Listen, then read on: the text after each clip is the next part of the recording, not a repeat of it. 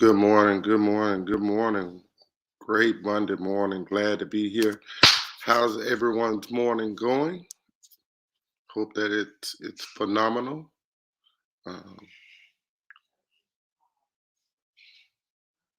man, just glad to be here. Got a couple of really great special guests for you coming on to interview. What's happening today? What's happening today? Leap test still going on, you guys. Um, make sure that when you send your kids off to school, that hey, no matter what their age, you test take better when you get your little breakfast in your stomach in the morning. So I think this may be the last few days of leap testing across um, the state and country and schools that have to take the leap tests and graduation exit exams, all that jazz. So hey, let's be great today. Let's be great. Um, Joining us this morning is first timer. I love bringing on first timers, man. Um, he came back home. I love when guys come back home. Please welcome us in joining Thad Harris. He is the head football coach at Woodlawn Freeport, home of the Knights. What's up, Coach Harris? What's Good happening? morning. Good morning. Good to see y'all. Good to see y'all. Oh Good to be here. man, Good to be back home. yeah. Hey, I see you are expert here at this virtual thing. Great background, man. I love it. I absolutely love it. Well, appreciate So, it, man. hey, I don't like. I just hey, whatever in the background. If you don't like it, yikes. uh, hey, tell us a little bit about Thad Harris, man, and how we got to this point. Well, I started. I'm in my 28th year. I just retired in Texas and came back home to take care of my parents over in Minden, Louisiana, and that's something that was very important to me was to get back close to home. Had a great career, had a great run at the schools in Texas, and but they're more important. And a lot of times, people don't understand that taking care of your parents. We just had Mother's Day, and one of the things I Right, stressed to those kids the other day was honoring your father and your mother, whether you agree with them or not, whether you like it or not, whether you understand everything that they're trying to do for you, but just understand your parents. And that's what I tried to do is try to make sure they did everything for me. I'm gonna do everything for them. So that's how I right, wound up back in Woodlawn. right. So, hey, give us a little chronological listing, man, of where your coaching career started and the positions you held Okay. We up got to go. until We had to now. go way. We had to go way back. It's been quite a journey. I started off years ago as a graduate assistant at Louisiana Tech back in 1995, and left there and wound up going to Huntington High School here in Shreveport in 1996. And I was a defense coordinator, linebackers coach there, track coach, and then I did the strength and conditioning there. Stayed there 3 years and then moved down to Coppers Cove High School in Texas, down by Killeen in the Killeen area, and stayed there and had some really good teams down there. And I was defensive ends coach and linebacker coach down there. Also powerlifting, track, and wrestling down that way. Uh, I left there, decided to get married, and came back to Shreveport for about half a year, to get married. And then the same guy that I was with in Coppers Cove got the head job at Marshall and asked me to come be his defense coordinator. So I went to Marshall, stayed there about 12 years, had some great runs there, and then I wound up being the head coach AD for 5 of those years. Left there, went back to Coppers Cove, which was a really good program. Had RG3 and all that group that came through there, and stayed there, and then wound up going to Huntsville, um, and then Huntsville to Katy. and that's where I came back to Woodlawn from, was Katie Morton Ranch High School down in the Houston area. And so I've had a Okay. really good trip over the years. Right. Man, that's awesome. That's awesome. Awesome that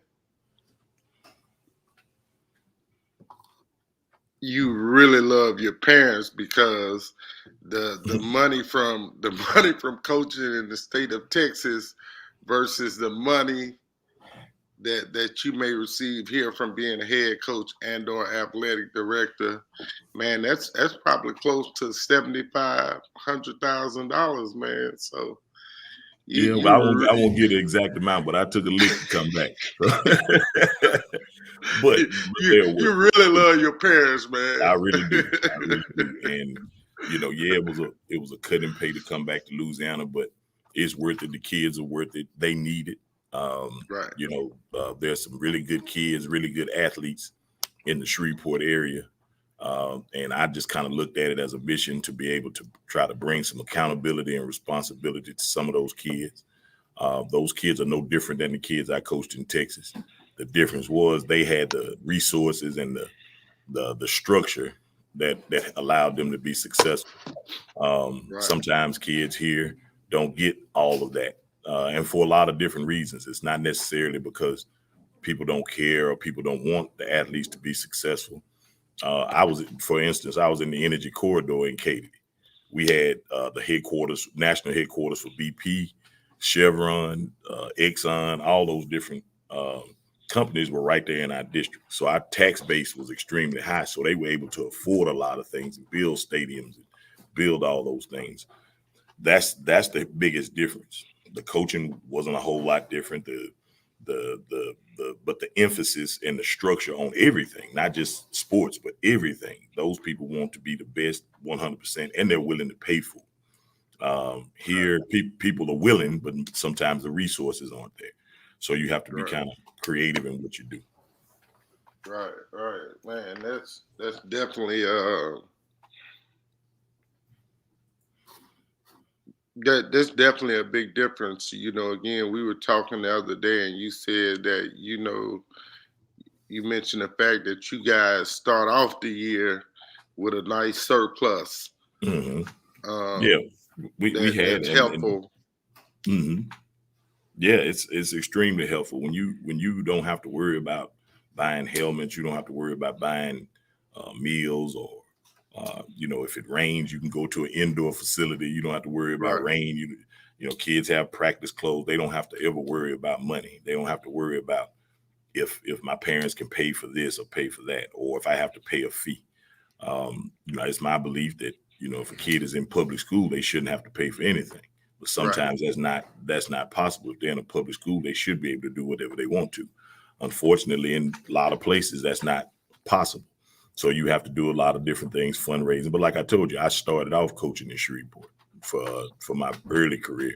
So I understood the situation. I understood what it was. But within that, there's a lot of people here that I found in the last year that are willing to help, that are willing to go into their pockets. The only consideration they had was, Coach, we want to make sure that whatever we give you, that you're using it to help those kids. So in a year's time, we were able to redo the weight room. We were able to redo the locker room, repaint it, and get it to a place where, you or I would want our kids to be able to go in there.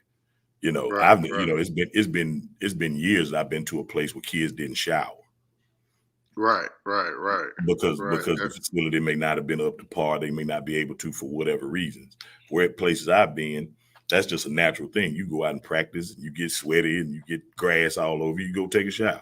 Well, here, do you have soap? Is the plumbing working? Is it safe? Is it a place that you want to go in there?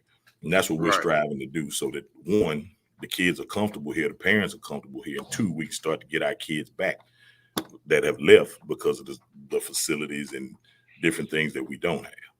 Right, exactly, man. That's I guess that's the big difference in a financial disparity, that you can, at a school where there's resources and everything, you can have all those little things that make the big picture clear again, we like you said back in the day at Washita, you couldn't leave the locker room without taking a shower after practice. Exactly. It was mandatory. Like Mm-hmm. you weren't gonna be the stinky guy. uh, you weren't gonna be the stinky guy in Mike Valerie's locker room. That's Period. right. That's right. And so I don't know when that became a situation where schools didn't have, like you said, working plumbing Mm-hmm. to keep facilities in order.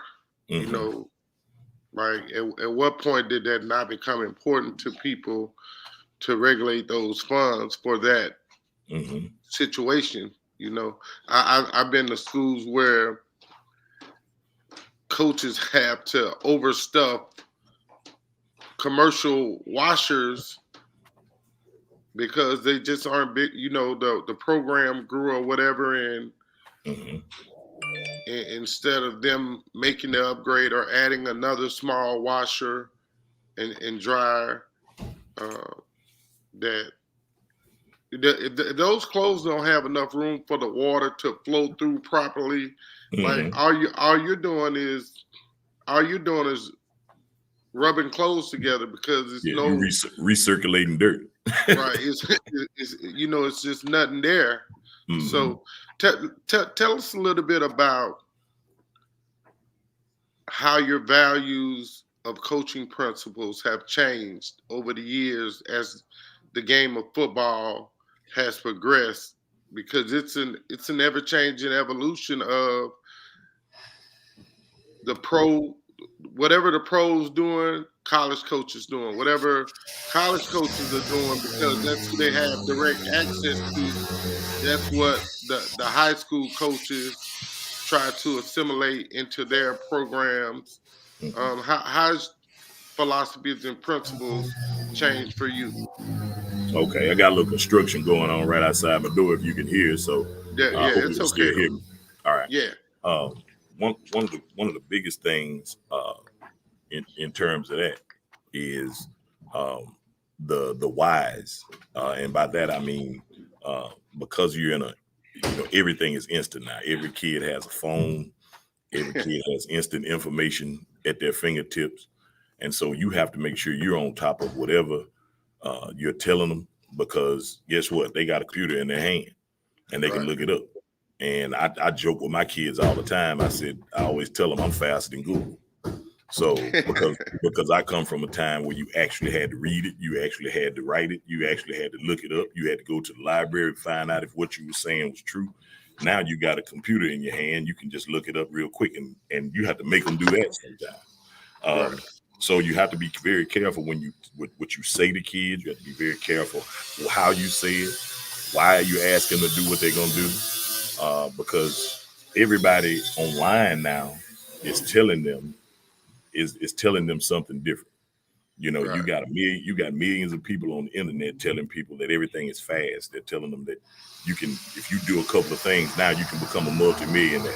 You can earn right, 15,000 a day on streaming jokes, or making a fool out of yourself online. You can do that. You can make money now. If you want to go sell, like I think it's a joke on TikTok, if you want to go sell pictures of your feet now, you can go make money because somebody in the world will buy it. You can do just about anything. So trying to get wow, those kids back, trying to get those kids back to a point where they understand what's important and what's not important. That's the most difficult thing. And things years ago, you didn't have to explain to young people. You have to explain it to them now. right, Years ago, a kid came to you. If you told him, "Hey man, go block that guy, go hit that guy, go run through that wall," they yes sir, let's go do it.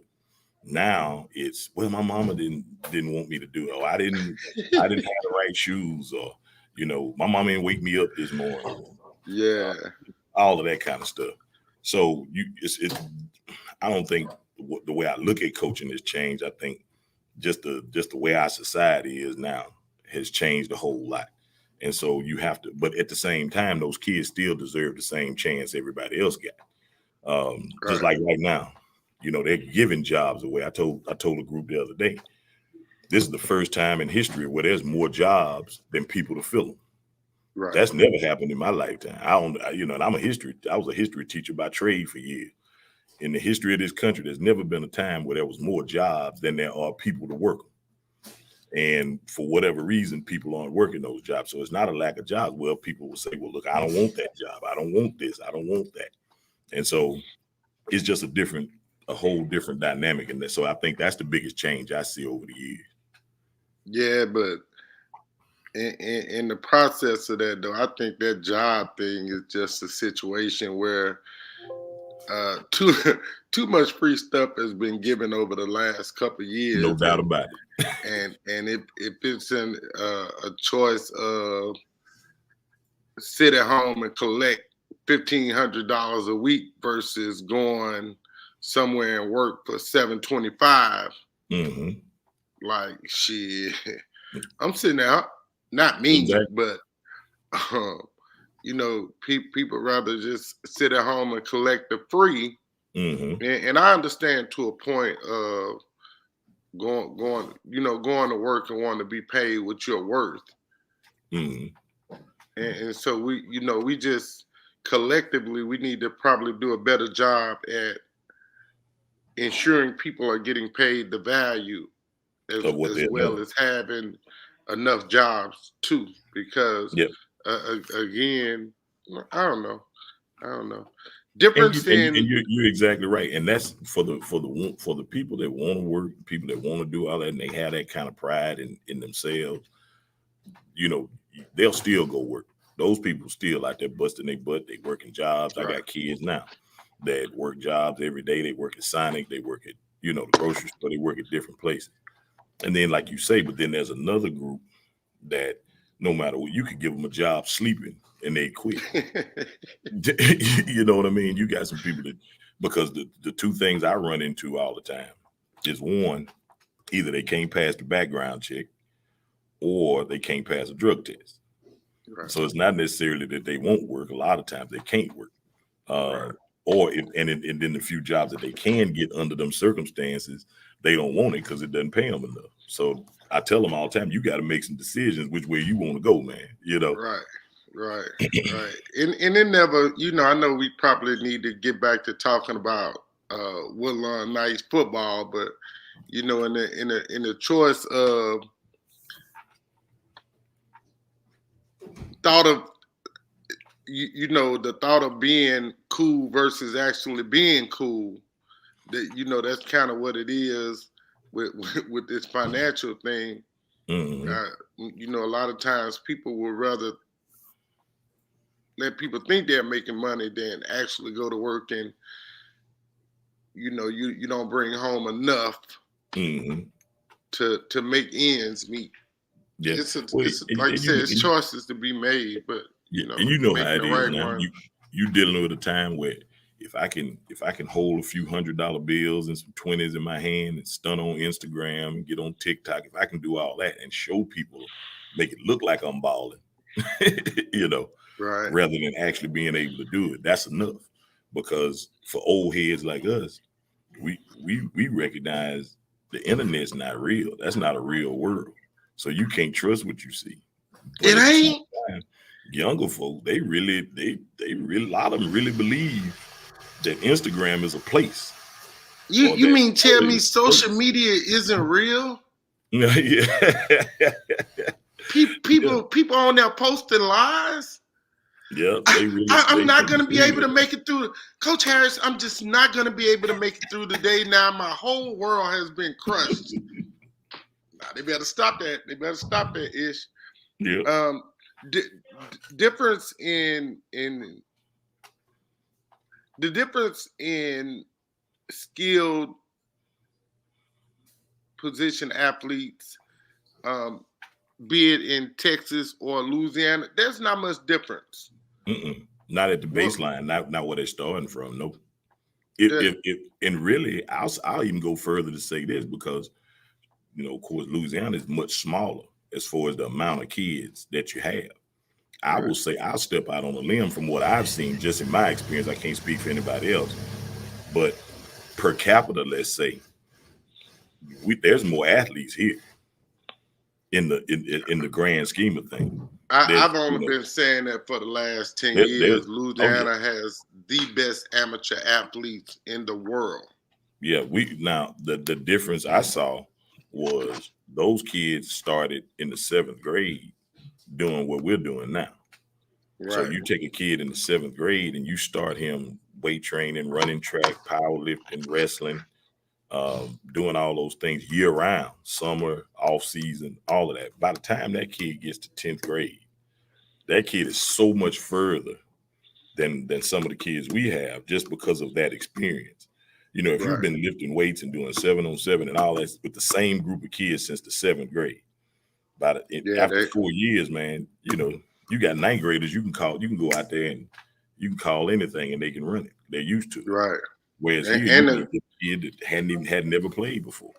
The cohesiveness of what happens after playing together, skill guy to skill guy, or lineman, which is the really big difference in what you see in Texas football versus Louisiana football or state of Georgia or the state of Florida. Mm-hmm. Like you said, per capita, they have far more people. So, of course, you know, in Texas, we know 6'4" to 6'7" linemen, they grow on trees. Mm-hmm. You know, in Georgia, 6'4" to 6'7" linemen grow on trees. California, you know, all these major cities. In New Orleans, our linemen grow to be 6'1". You know, gotcha. And that's the biggest difference overall. What has been the principal thing that you brought from Texas and you've implemented into your Woodlawn Knights program to try to get kids to come back to Woodlawn and help bring the program back to prominence? Well, I think it's two things, two huge things. And the first one we talked about a little bit before, and that was facilities, having decent facilities to where kids don't have to search around. They don't have to search all over the city or other cities to find a decent place. You know, I always try to look at things, and I learned this, and this is not something I came up with. This is just having worked with some really good older coaches when I was young. And I had a coach that used to tell us all the time, every decision that you make, no matter what you do, never make it for adults. Right. Never make it with the adults in mind. Always make every decision based on the kids. So when you start looking at what are you going to spend the few dollars you have on, put yourself in the position of a parent. And so what that means is, okay, you may not be spending money on fancy signs and uniforms and that kind of thing at the beginning. You may be making sure that the toilets are fixed, making sure that the floor is clean, making sure that you repaint the walls, fix the locks. One thing, you know, making sure that the place is safe. That we don't have one today. Sorry about that. We don't have to worry about if the kids put their phone in their locker, if it's going to be safe and somebody can come in the locker room. Right. Another thing is making sure that those kids have good equipment, and that stuff is not sexist per se. You know what I mean? That's not the flash. You know, we're not out unveiling a new helmet or a new emblem or a new, you know, we're sponsored by Nike now and all that. So the stuff that people like to see, we have to concentrate more on making sure that it's a place that parents want to bring their kids and they're okay with that child being here. Because if they're going to be here for a year, they're spending 2 to 3 hours with me every day. So after 2 to 3 hours a day with me, you in a year's time, they've spent a significant amount of days. So if I'm a mother or if I'm a father, I got to be able to say, I'm okay with Coach Harris be having my child. How are we getting from? Is he going to be fed? Are we going to feed him to and fro? Those are the type things. And Coach used to tell us all the time, he said, make that decision with the kid in mind. If you're making it for an adult, in other words, when you're making your schedule, adults don't want to get up Saturday morning. But that may be the best time for the kids. Well, guess what? That decision is for the kids. We got to get up. If it's if it comes down to spending money on helmets or making sure that we have coolers and water and the field is taken care of, then you have to make that decision for the kids first. And so Right. those two things are important to me, and that's something that I've tried to bring here to with coaches and trying to get my staff to understand. I don't care what they've done in the past. I don't care if everybody on Fridays took off at 2. What's going on? Okay, come talk to me. I don't care if kids are if everybody's used to taking off at 2 o'clock on Friday. We're not taking off. Right. We finna go to work. And Right. that work ethic is something that translates into the students. And Right. in a year's time, we've been able to get our grades up. I have a what we call a pass club. We developed a pass club. And pass club is very, very simple. If you have below a D, if you have a D or below, you're gonna run every day until that grade is up. I'm not going to teachers and begging them for 2 or 3 points. I'm not going and asking them teachers to go and let you do something over again. You're gonna get your grades up on your own, or you're gonna run every day, or you're gonna quit. But Right. then within one grading period, we went from having 10 or 12 kids ineligible or not having F's or D's on their report card to where we had 29 the first 6 weeks on the honor roll. Oh wow, awesome. The next 6 weeks we wound up going up to 36. So it's not a matter, and most of that was just turning work in. Don't stick it. Wow. Don't throw it. I told you, if you go and look, if this is one of a big one, and I share this with any coach, you go look at grades most of the time. It's not that they can't do it. It's not that they can't read or do anything else. Most of it is turning in work. Right. They'll grab that worksheet and they'll stick it in their backpack, or they'll stick it in the bottom of their locker. And you'll go in there and find stuff all the way back from March or back in November or whatever that you were supposed to turn in. And now they got 6 zeros on daily assignments and they fail. Right. If you just turn it in, I told them, if you don't know it, put your name on it, put the date on it, write something down, turn it in, ma'am. I don't know. I don't know how to Teacher may not even be checking the work to see if it's done right. She might just be checking to see if you made an attempt. That's it. And most of the kids we found that are failing is because they simply won't turn in the work. And so those are kind of things that I think they may seem small, but those things will change a lot as Right. long as we stay on top of them. And now them kids know, man, I'm tired of running. I have kids running after me in the hallway. Coach, I got my note from Miss Such and Such. She says I'm passing now. And that's what you want to have, because it's their responsibility. It's your education. We out of school. If you know what I mean, we out of school. So whether you pass or not, that's not going to affect us either way. But I want you to be successful. I want you to be able to go out and compete, not just, and like you were saying just a minute ago, talking about Woodlawn. Well, that is it. That's what we're here for. We're here to be able to make them compete on every level. I can do what everybody else can do, and quit looking at these schools across the way. Quit looking to other folk. Quit looking to other neighborhoods and think that the grass is greener on the other side. But if you mow your grass on this side and rake it and put a little water on it, yours will be green too. You don't have to run out. You don't have to run everywhere and try to find somebody to say. You don't need a 40-quart spreader for a 10-ounce yard. Sometimes you gotta get the hand spreader to fertilize your own grass. Put your hand to the plow. Yeah, that's right, man. So that's with young coaches too. They not from the days we're from, where you had to do the washing and the lining of the field. The kids looked at me like I was a foreigner when I was on the lawnmower the other day. Hey, hold on a second. I got a student that need me real quick. Hold on just a second. All right, gotcha. Because I had Coach George text him and he said I had to wait till Monday. Okay, you need to unlock. Yeah. All right, I get it. All right, sorry about that. No doubt, man. It's part of what you have to do. It's your responsibility to them first. So we good.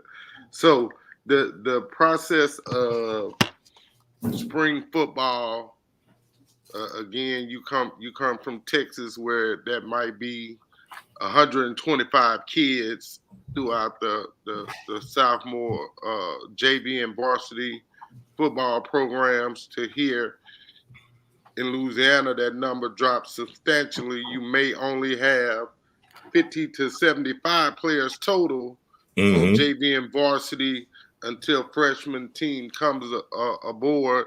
How's that been different planning spring football in the two states? Well, because you have to share athletes. That's another thing. That's a big difference because you may have a pool of athletes of 100, like you said, 150, 200 athletes total. That's for everybody. And so that group of athletes goes from baseball to basketball to football. Girls go from track to basketball to volleyball, whatever. And so coaches have to be smart in how they use those kids. And coaches are we're all by nature, we're all thieves and we're all greedy. You got me? And that's just the nature of being a coach because you're competing. I want the best athletes. I want them with me all the time. And so you have to learn how to share. And that's something that we're working on hard right now is getting those people to understand that you're going to have to share athletes. For instance, Coach Grayson, if let's say you're the track coach, and then Coach Johnson over here is the baseball coach, and then Coach Williams over here is another coach, basketball coach. Well, if you don't watch it, you'll burn those little athletes up. You'll burn them up, and they'll start to lose interest. So what you have to be smart enough to do is, and this is something that we did, we put everybody, this is where I came from over the years.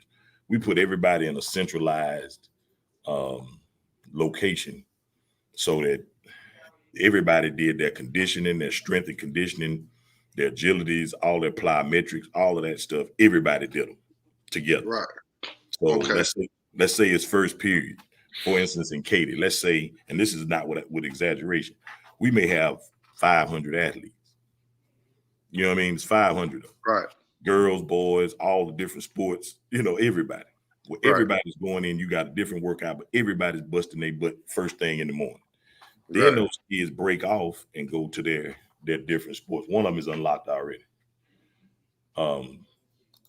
You break, those kids break off and then they go to their next sport. So when they go to that next sport, if that coach is smart, he knows that kid has already been with Coach Harris. So they don't need to condition him. They don't have to get him conditioned. Coach Harris already did it. They don't need to go and get speed work. Coach Harris has already done it. Coach, you don't need to repeat all that stuff with each sport because they've already got it together. Now, when they come to Coach Grayson, now all you have to do is work on the finer points of the game. Right. Now your practice time is shorter. You don't have to have them for 2 hours. 45 minutes, you've done it. You've gone in the batting cage. You've taken ground balls. You worked on the setting or whatever it is you got to work.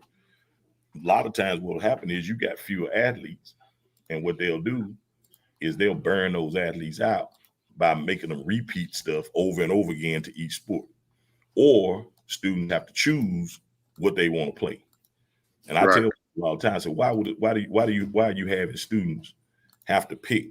Do I want to play baseball or do I want to run track? They should never have to pick in public school. If that kid wants to play baseball and run track, then that's the coach's job to make sure that they're able to do it.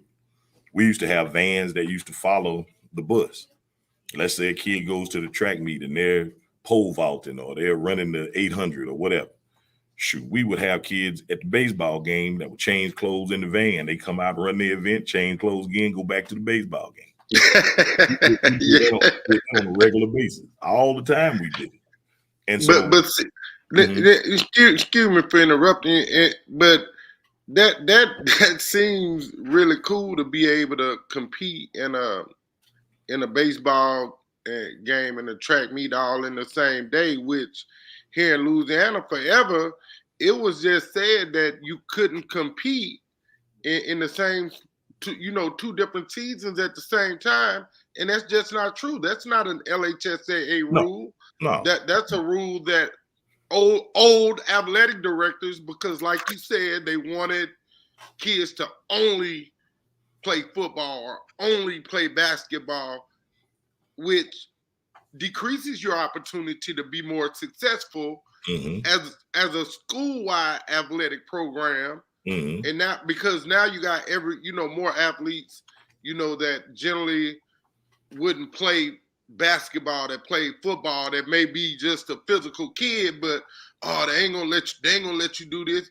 Come on, bro. Stop hindering these kids for your Mhm. own selfish gain. Exactly. And the thing is, you're only hurting the kids, and that goes back to what we were saying earlier. Are you making the decisions based for the best of the kid, or are you making the decisions based best for you and for what your program is? And as long as I shine, then Right. guess what? I'm happy. I'm happy. And no disrespect, no Mhm. disrespect. Don't nobody go around saying I'm talking about coaches, because I'm not. I'm just saying it happens It happens all the a time. lot, It happens all the time, a, and a and lot. and a lot of times, what will happen is, that what that does with a lot of students is it builds it will develop bitterness. It will develop a bitterness in those students because those students will feel cheated because I really wanted to play baseball, right? Right. But I was really better. I was better in track. So I ran track, but I never got a chance to play baseball. That kid only gets one chance in their lifetime to play. Once high school is over, that's it, pretty much for everybody. That's why I And tell them, you got their whole life. They got their whole life to work. Hmm. I've seen it. I've seen it also too, where a kid may have played football, may have played basketball, and spring, basketball goes into the spring. It intertwines with the beginning of baseball. Kid may want, like I said, may want to play baseball, but because he wasn't there for all of the stuff for baseball, now Hmm. the baseball coach don't even want him to be a part of the team, and he may bring a valuable asset to the baseball team that you don't have, but because he was let him stick with. Come on, bro. You're cheating the Uh, kid. but not only are you cheating the kid, you're cheating the overall value of your specific sport, whatever that Hmm. may be. Exactly. And then what will wind up happening? Let's say, for instance, there's a school down the road that will allow them to do it. Right? Let's Right. say there's a school that's doing that. They're letting the kids compete. They're letting the kids play multiple sports. Right? Then the following year, you get ready for the fall, and you get ready to count your athletes. Where is Bobby? Well, Coach Bobby transferred down the road because of whatever. Yeah. Because Bobby had the Yeah. chance to go play whatever he wanted to, and he got tired of all that because, and I hate to sound, to beat a dead horse, but it goes back to adults. When the adults are worried more about how I look and how my program looks and how it looks on me rather than what's best for Bobby, that's where Hmm. you're gonna run into trouble. I want that kid to be able to go compete. I want to work well with those other coaches. But you got to be smart about it. And a lot of people think, well, if he isn't with me 2 hours a day, then he's not going to catch up with those kids. But if the kid's an athlete, let's just be honest. We sometimes as coaches, we get a little self-absorbed. We start to think our importance is bigger than really what it is. And so if this Hmm. kid's a gifted athlete, that kid's going to be all right either way. As long as you're teaching him the fundamentals, as long as he's been able to do it. Hurts a lot, like a lot of these baseball programs, for example. My son's baseball plays college baseball. I helped him his whole career. I played baseball. Right. Now you got kids now that want to play baseball, but they don't have a good experience in schools, let's say like a Woodlawn. Our kids have been priced out of baseball. Let's just call it what it Hmm. is. So when you're in Little League, let's say years ago, and when we were young, you went down, your mama signed you up, you got your birth certificate. There may have been a $10-$20 fee or whatever, that you had to pay, and that was it. And the Hmm. coach had a bag of bats. You had a cooler with some Dixie cups. They had 5 or 6 helmets, a small, medium, large. And you picked That's the right. one that could fit you, and you went out and you competed. And, Well, and, those and get what? If you ain't had no cleats, the coach knew somebody that was they can gonna get you some don't cleats. donate you a pair of cleats. Yep. Or Now, or or, You gonna be all right, boy. You fast running them tennis shoes. That's on. right. Now, Come on, if man. you don't have a $1,300 bat bag and you got your own personalized helmet with airbrush, your Right. number on the side of it, and your glove costs $200. You got to have your own personalized bat and bat bag and all of this different stuff. Now, kids that don't have that kind of money or they don't have that kind of resources, they've been locked out of that until they get Right. to what? Public school. Well, Mhm. if you in baseball is a high skill game, right? It's a highly skilled Right. game. You have to work at baseball. It's like golf. You can't all of a sudden jump in at 16 years old and all of a sudden call yourself a baseball player unless you're extremely talented. Some maybe 1 or 2 out of 1,000 can, but most Right. kids have to play it from when they're little. You Mhm. remember as well as I did where all the kids in the poor communities played Oh baseball. yeah. Everybody Oh, yeah. played baseball. I can drive around in this area and hardly find kids that's playing baseball. Right. And the crazy thing though is if these kids are allowed to play multiple sports growing up and just learn the basic fundamentals of these sports. Mm-hmm. Now, when they get to middle school, when they get to high school, a kid that already knows the base fundamentals of something, all they have to do now is add who they are to the Mm-hmm. package. That's right. That's right. I remember distinctly. We would finish and we'd make a run in the playoffs when I was in Mendon. I played in Mendon. And we'd make a run, we deep in the playoffs or whatever, and we're competing. We'd lose, let's say if we lost on that Friday in the playoffs. Shoot, that Tuesday night, we suiting up in basketball. We on the floor. Yeah. We on the floor, the whole starting five. It's the same group. We out there getting after it. And then as soon as that finished, you went to track. And then you ran track, and then sometimes sometimes track and football be going on the same time in the spring. Yeah. And so a guy today, he would be in shorts and a helmet and go through what we're putting in the installation or whatever and make sure he understands that, what we're doing and why we're doing it for 30 minutes. And he take that helmet and them shoulder pads off, sit him down. He go over there and get on his hurdles or get on his starts or whatever. Right. And then he going home at 5:30. And I think we got to get back to that. And that comes back to the camaraderie between coaches and understanding that we all in this together. Because if you look at the schools that are successful at it, they good in everything. Very rarely will you find the top programs not be good in everything. Most of them are good in girls athletics. They're good in boys athletics. They give the kids opportunities. They give them everything that they can. The schools that are competing against one another, it's already hard enough because you don't have the money, you don't have the resources. But then when you got to battle for athletes and all of that, you're setting yourself up for failure. And I think once you remove some of that stuff, sometimes what you do as a coach may be just removing things. It may not be so much what you do. It may be what you get, the obstacles that you get out of the kid's way. Because that kid may be ready to thrive, but you're holding him back. Put him out there, throw him in there. I remember my coach used to say, I don't know if you know Coach Stefford Williams. Coach Stefford Williams, that used to be in Mendon. His son played at ULM and played for the Cowboys. He used to tell us all the time, we about to throw you in that grease, son. I don't care if you know or not. Just like catfish and high grease, we finna throw you in there and see if you're gonna float. And sometimes you don't find an athlete until you throw him in there. Let's see what he can do. Throw him out there. He may not know it, but you'd be surprised. Some kids go out there when them lights come on and boom, you got your one. But if you don't ever give them that opportunity, how you going to find out? Yeah, like they said, pressure busts pipes, but that same pressure also makes diamonds shine. There it is. That's it. I don't know how far along in the process your first year that you came in. Sometimes principals or other coaches kind of step in to help create the scheduling in the absence of a coach.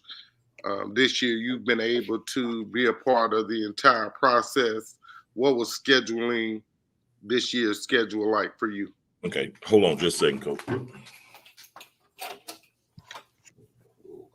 Coach Ross said, "Do you want to put this on the team?" Yeah, we can. We can. Mhm. All right, appreciate it. All right, appreciate it. Sorry about that, Coach. No, it's good. Well, when I got here, the schedule was already done, and then there was a reclassification that happened. So we were able to get a schedule. Our district changed a little bit, so we got a little bit different schedule, but a lot of it's still in the city, still in this area. So I'm blessed to have a principal that allows me to do what I need to do. Next year, I'll also be the athletic director for all the sports as well. So I'll be able to have more input on that scheduling. We already ran into some issues where we want to make sure that we're not scheduling games where they conflict with one another as much as you can. That's going to happen some, but try to make sure, and that goes back to working together as coaches to make sure that if, for instance, this is just an example, let's say this girls volleyball. If there's a girls volleyball game going on, see if we can schedule that on a night where there's not a football game. And that's not necessarily because that crowd at the volleyball game, that's not going to necessarily hurt us in football, but our crowd could hurt volleyball. That could hurt them because now the people that could be in the stands watching the volleyball game may be at the football game. You're putting let's say there's a parent that has two children, and or 3 children or 4 children, and they play different sports, and you got games scheduled on the same night. That's not fair to that parent. That's not fair to that child. Now, sometimes that's unavoidable. There's nothing you can do about it just because of the state schedule. But wherever you can help, I think that's our job to go in and say, hey, there's a conflict here. Is there any way we can move this game? Is there any way we can change this up so that those parents can go? Believe it or not, I've seen where parents appreciate that. And when parents see, hey, wait a minute, coach is really trying to help my kid. They're really trying to help me. That's when you start getting, I had a guy not too long ago say, hey, coach, I don't have a whole lot of money to give to the program, man, but I see you trying to work. I'll see if I can get some spray to spray the weeds around the field. Or coach, I don't have a whole lot, but I can bring you a whole bunch of masks. We got a bunch of extra masks they're getting rid of at work for COVID. Coach, I'll bring you a case of. You know what I mean? You'd be surprised at how much stuff people will bring and people will help when they see you trying to do the best for kids in terms of scheduling and helping them. One that kind of got me this weekend was we had citywide physicals on the same day as the state track meet. So, I'm, you look at that. So now as coaches, do you drive down to Baton Rouge, but you still got, citywide physicals. So now all those kids that had to leave and compete, now they don't have physicals for next year. Now you got to go back and try to do that, and you double work yourself. Now, like I said, sometimes that's unavoidable. Sometimes there's nothing you can do about that. But anywhere you can, I think we need to work together to make sure every child being served. Right.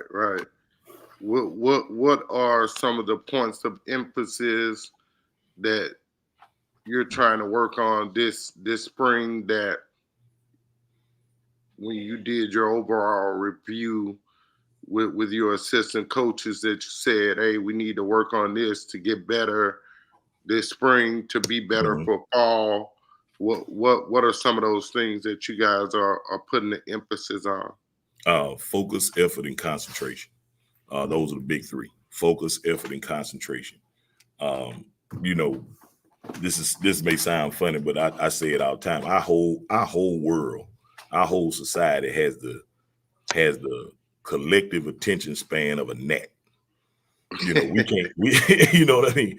Our whole community, everybody, we can't pay attention to anything because of social media, because of all this other stuff. People can't stay focused on anything. So when you got kids, it's hard to keep a kid's attention for an hour, let alone 2 hours. Even adults, it's hard to keep them focused on what they got to do for an hour or 2 hours.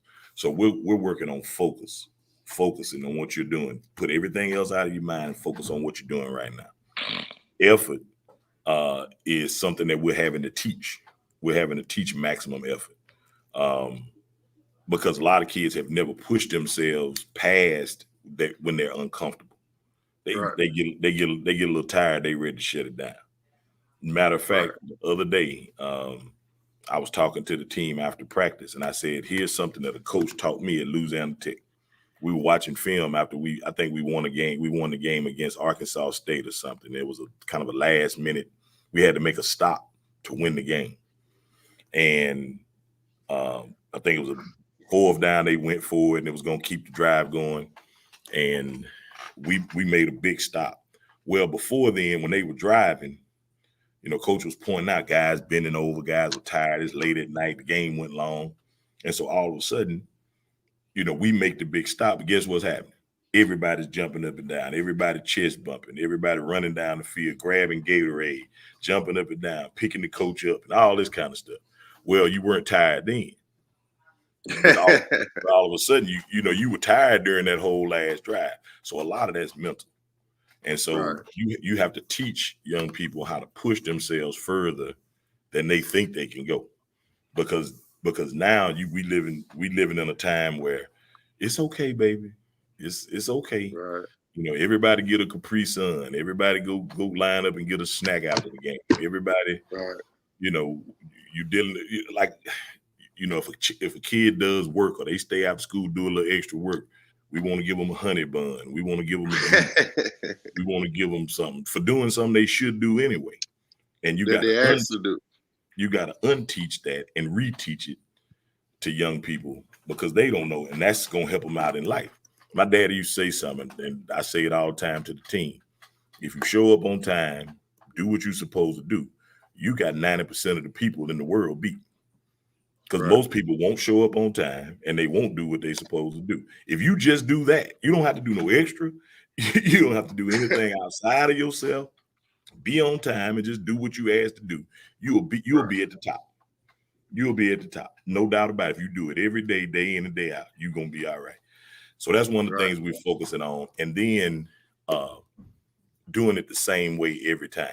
If you're supposed to step at a 45, step at a 45.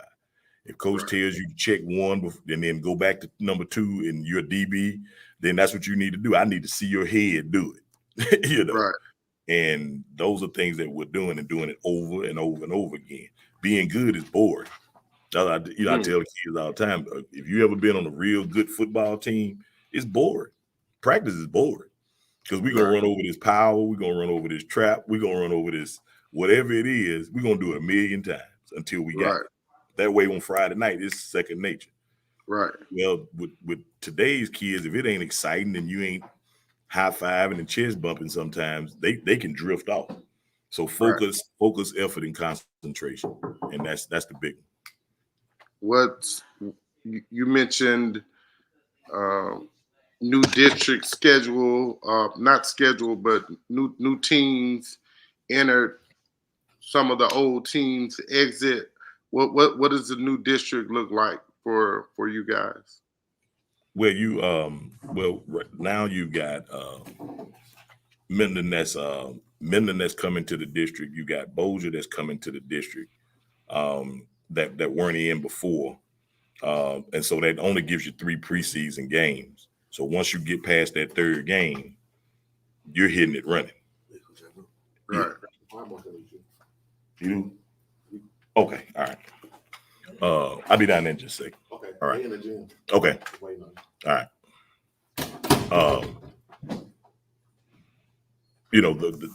Well, sorry about that. I got interrupted, but that only gives you 3 preseason games, so your scrimmages are more important.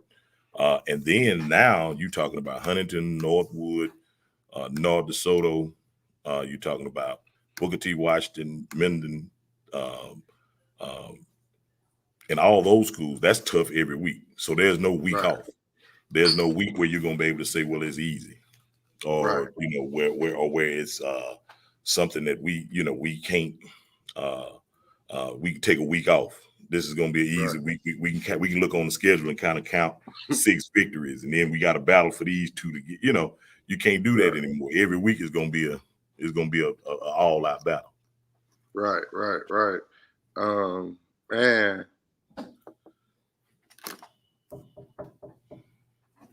I'm trying to see.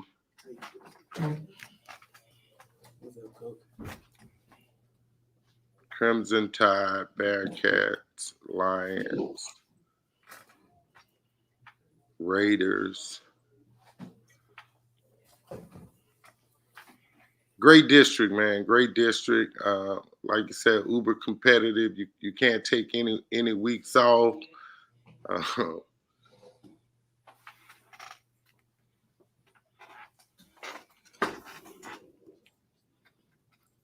How is it for you mentally to be going to be able to compete and go back and have to play at your alma mater? What's that feeling going to be like for you? Well, I tell you, we scrimmaged them in the spring, had a really good scrimmage. When I first got here, I don't think we had but maybe 4 or 5 days of practice because of the rain. And we went and scrimmaged Minden last year. And Coach Hurd, that's at Minden, he was a teammate of mine over at Louisiana Tech. So it's always fun. A lot of those kids over there, I know their parents. You know, I grew up, went to high school with their parents. So, you know, that's always good to compete against them. Right. You know, my thing is, I guess probably, Coach, when I was in probably my first 5-10 years of coaching, that probably would have been something that I'd have been putting stars on the schedule and, you know, and I'm trying to get, you know, we won't rip their head, you know, all that kind of stuff. But now, over the years, I finally realized, man, that may come down to the game that we got to have to get into the playoff. That may come down to a crucial game. So I'm focusing it more from the coaching standpoint. Now, anytime you can go play your high school, that's, you know, that's a little icing on the cake. Right. But right. that's a situation where we just have to go in because it's the last game of the season. There's no way I'm gonna allow them to look, or myself to look forward all the way to the last game. We got to take care of these games. You see the media, man. We got some work to do, man. So I can't look all the way to the end. I got to keep that out of my mind. So right. And the thing is, I had a real good experience in Minden. I love my hometown. I love my school. All of that. So I'm probably not one of them guys that I'm gonna show them. You know, like I'm gonna show them. You know, I proved everything I need to prove in coaching. So I'm not going back saying, hey, I'm gonna beat my old team. You know, I don't get into it. Yeah, years ago I probably would have, but now I don't. Oh man, give me some final thoughts, man. Give me some closing thoughts, man. Well, biggest thing is one, appreciate you for having me on your show. I think what you're doing is wonderful, allowing coaches to get out and be able to express themselves and be able to talk frankly about the things that's going on. I appreciate you for doing that. I think the biggest thing for me is making sure that we're doing everything we can to help kids be successful, even though that sounds cliche. I think the more we do that, the more we put kids in front, the more we emphasize them and treat them the way we want to be treated, I think the better we get. When I first got here, we had 20-something athletes in the athletic period. Now we up to about 62. And so if we can that's growth, man. That's growth. Yeah, and you got to get them. We got to get them out. And so we got coaches in the hallways that's trying to get every key. Well, Coach, I got somebody from the district waiting on me, so I got to get out of here. But I no appreciate doubt, you. man. Thank you for stopping by. Prep News, man. You're welcome to come back anytime. Bring some kids with you. We're glad to have you. Be a part of our process whenever you like. Don't be a stranger. Oh, no doubt. Hey, go. I can't tell you that, man. Go fight women. Go fight women, man. You know what it is. Yeah, no doubt, man. Appreciate you. Hey, thank you guys. We want to thank Coach Harris for joining us. Woodlawn Knights football. He'll be back soon. Coming up next, girls basketball. We'll be back. Okay, thanks.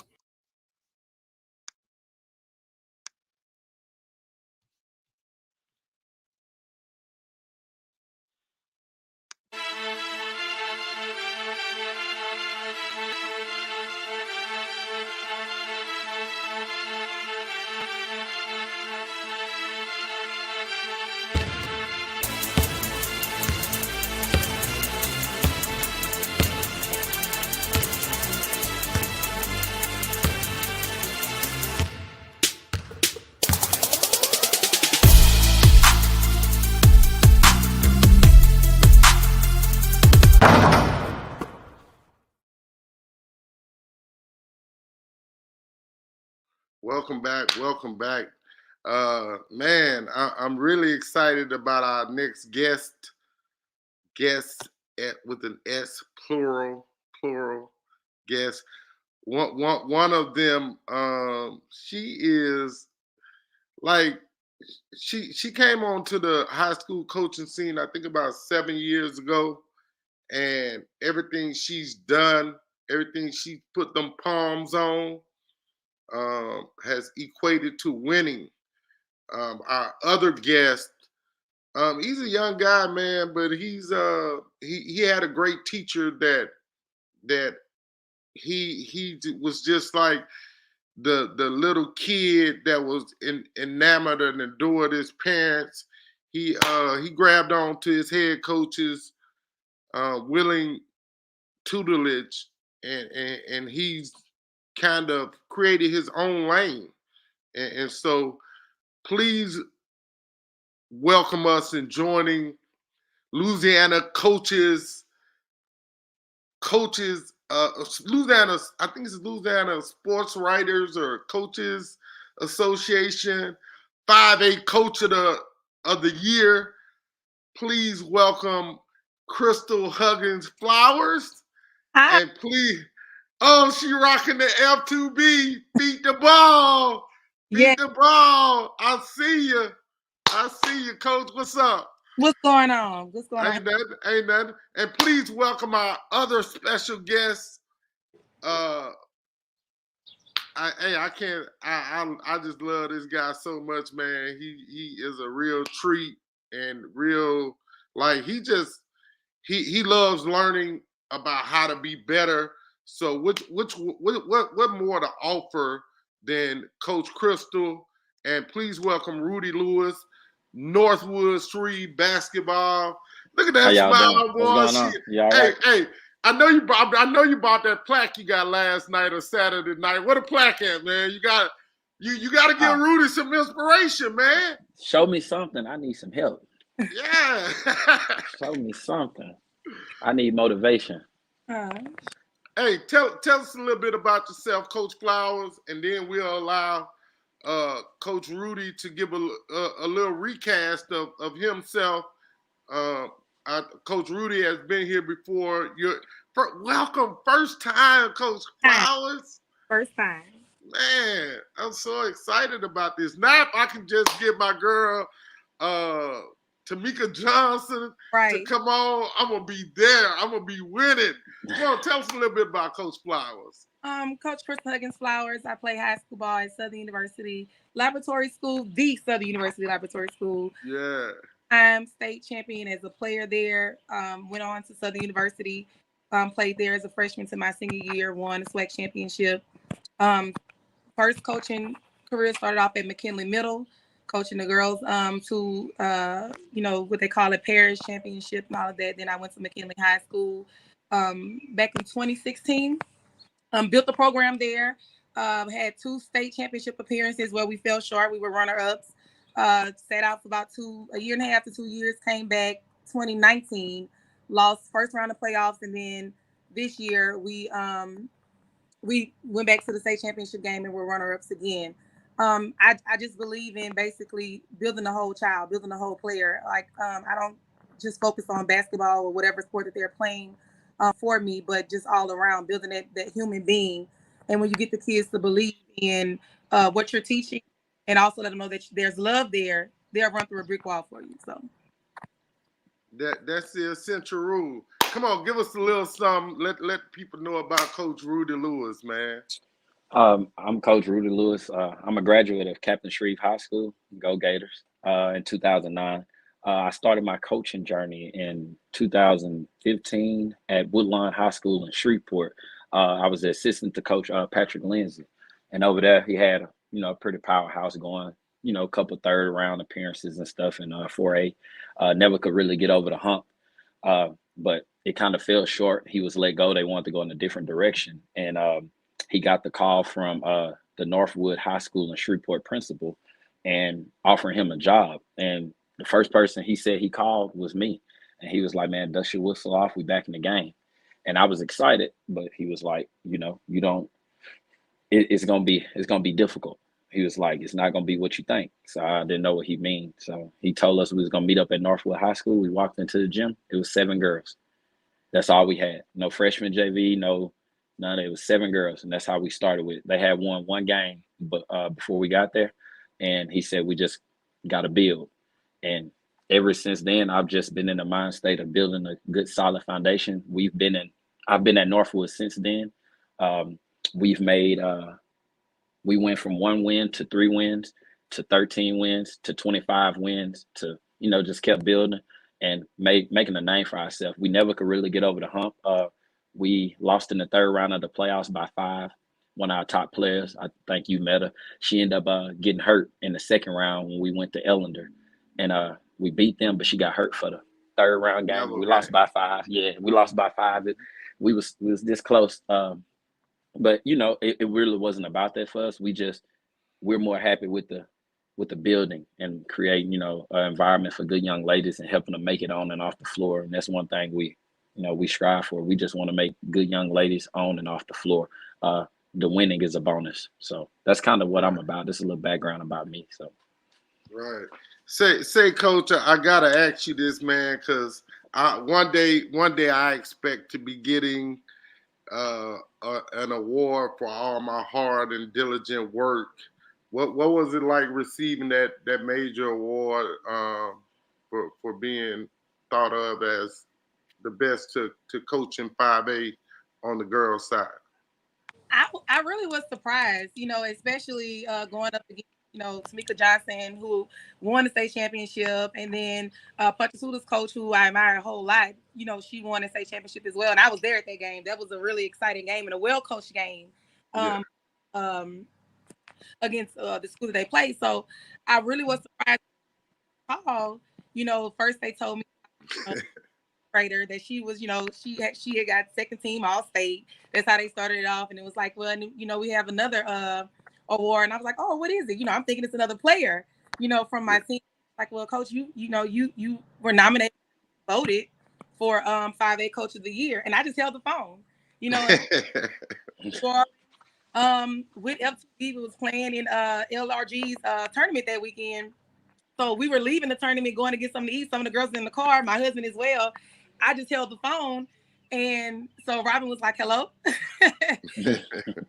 Like, how do you feel? I was like, like I'm speechless. I'm speechless because not only, to win it, over the people that were up as well, but just that someone, recognized, the hard work that, had been put in to the program that we were building, and the program that we were trying to build, the hard work that we had to go through. We have facilities that, most of these schools have. We did one gym, 5A school, so it was just like, wow, kind of held some tears back, and I just told her thank you. She spoke on, what she knew and how when we came to McKinley the 2nd time, we had one girl, I had to go around getting keys out of the bank, stuff like that. And so, I mean, it just meant a lot that hard work that we put in, the time that we put in, was recognized. Right. Admired us and recognized the sport. They didn't want to give us our flowers while we're here. You had to come back to McKinley, like as you mentioned earlier, after sitting out from coaching for essentially 2 seasons, right? And now you come back. You only the program isn't where you left it, because you left it as a top 28 finals team, and now you come back and you only have, and I don't use the word only loosely, you only have 1 or 2 kids from the previous team. 12 kids that you guys had created, because again, when you got to McKinley the first time, you had to develop athletes. Right.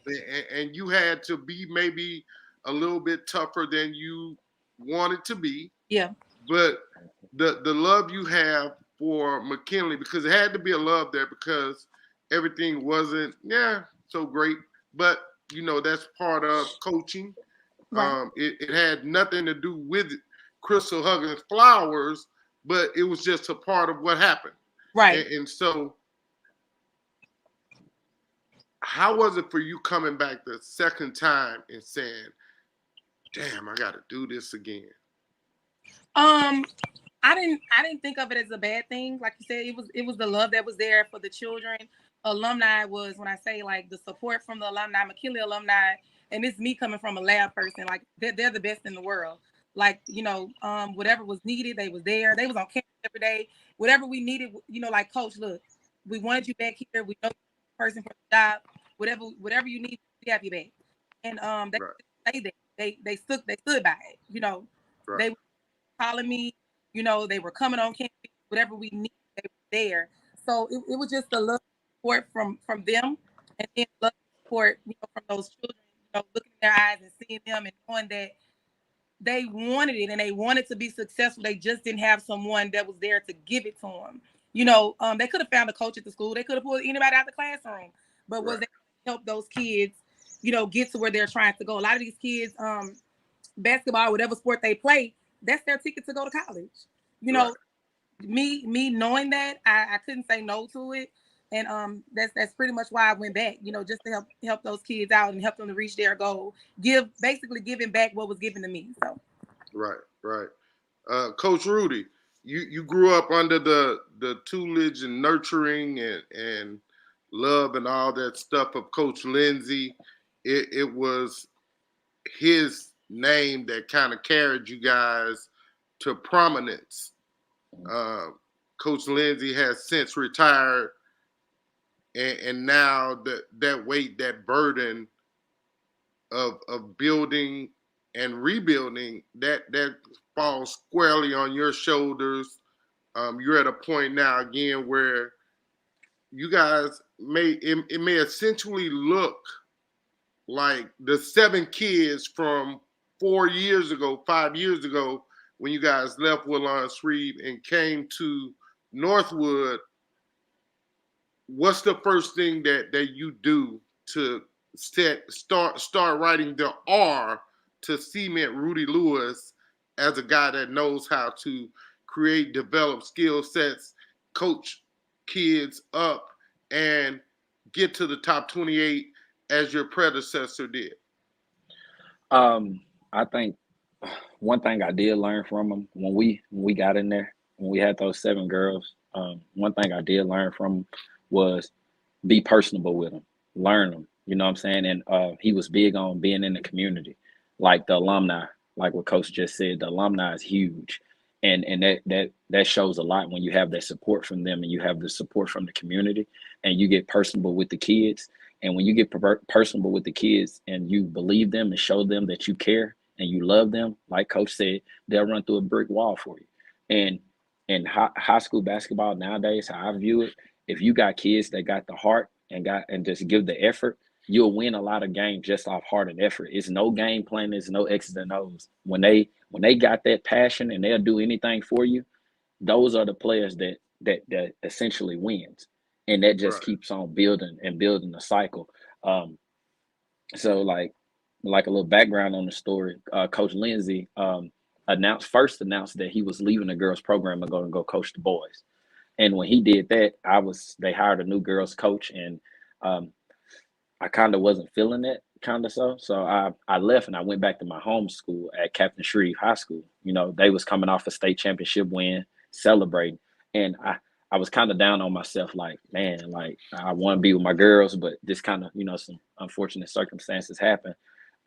But I think it was just God blessing me and showing me, like, because you can learn from everybody. Like, I'm listening to that coach and I'm around here taking notes, you know what I'm saying, stuff she say, because I'm just trying to learn. And when I went up under Coach Green and Coach Houston, they fresh off a state championship, they showed me how to do things like in order. Like, they're very technical. Like, I compare.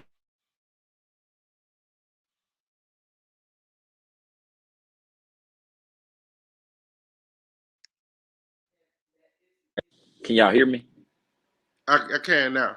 Okay, I'm sorry. I had a call. Well, when I was at Shreve, I was just like I said, I compare them to the New England Patriots because everything they do is just like precise and technical. Like, if a girl don't, you know what I'm saying, like, don't stop and go, like, change your pace, like, he'll stop the whole drill. You can show them everything's like very technical. And I was like, dang. like this stuff, like physics, like it's hard, but I'm over there learning, picking brains. And unfortunately, that run kind of ended because I was called, just like Coach was, by the principal at Northwood Shreveport, and they wanted me back. The girls wanted me back, the parents wanted me back, and I was back with my girls. Now, it was kind of a little rough at first, like I explained. We had no off season. They went through 3 coaching changes. And when I got there, it was just all about the love and care. And when I showed them that, I had no system, nothing. But that heart and that effort led us to 19 wins. And we hosted a playoff. Well, we went down south to play Pearl River. We ended up winning. And we came back home and we hosted a playoff game. And nobody even expected it. I can't stand you, Rudy. I'm just saying, you know how they go. You know how they go. Like, it's just, and it was, like I said, it was no game planning. It was nothing. It was simply like me loving them loving me, and they just gave me their all, and that's just what happened.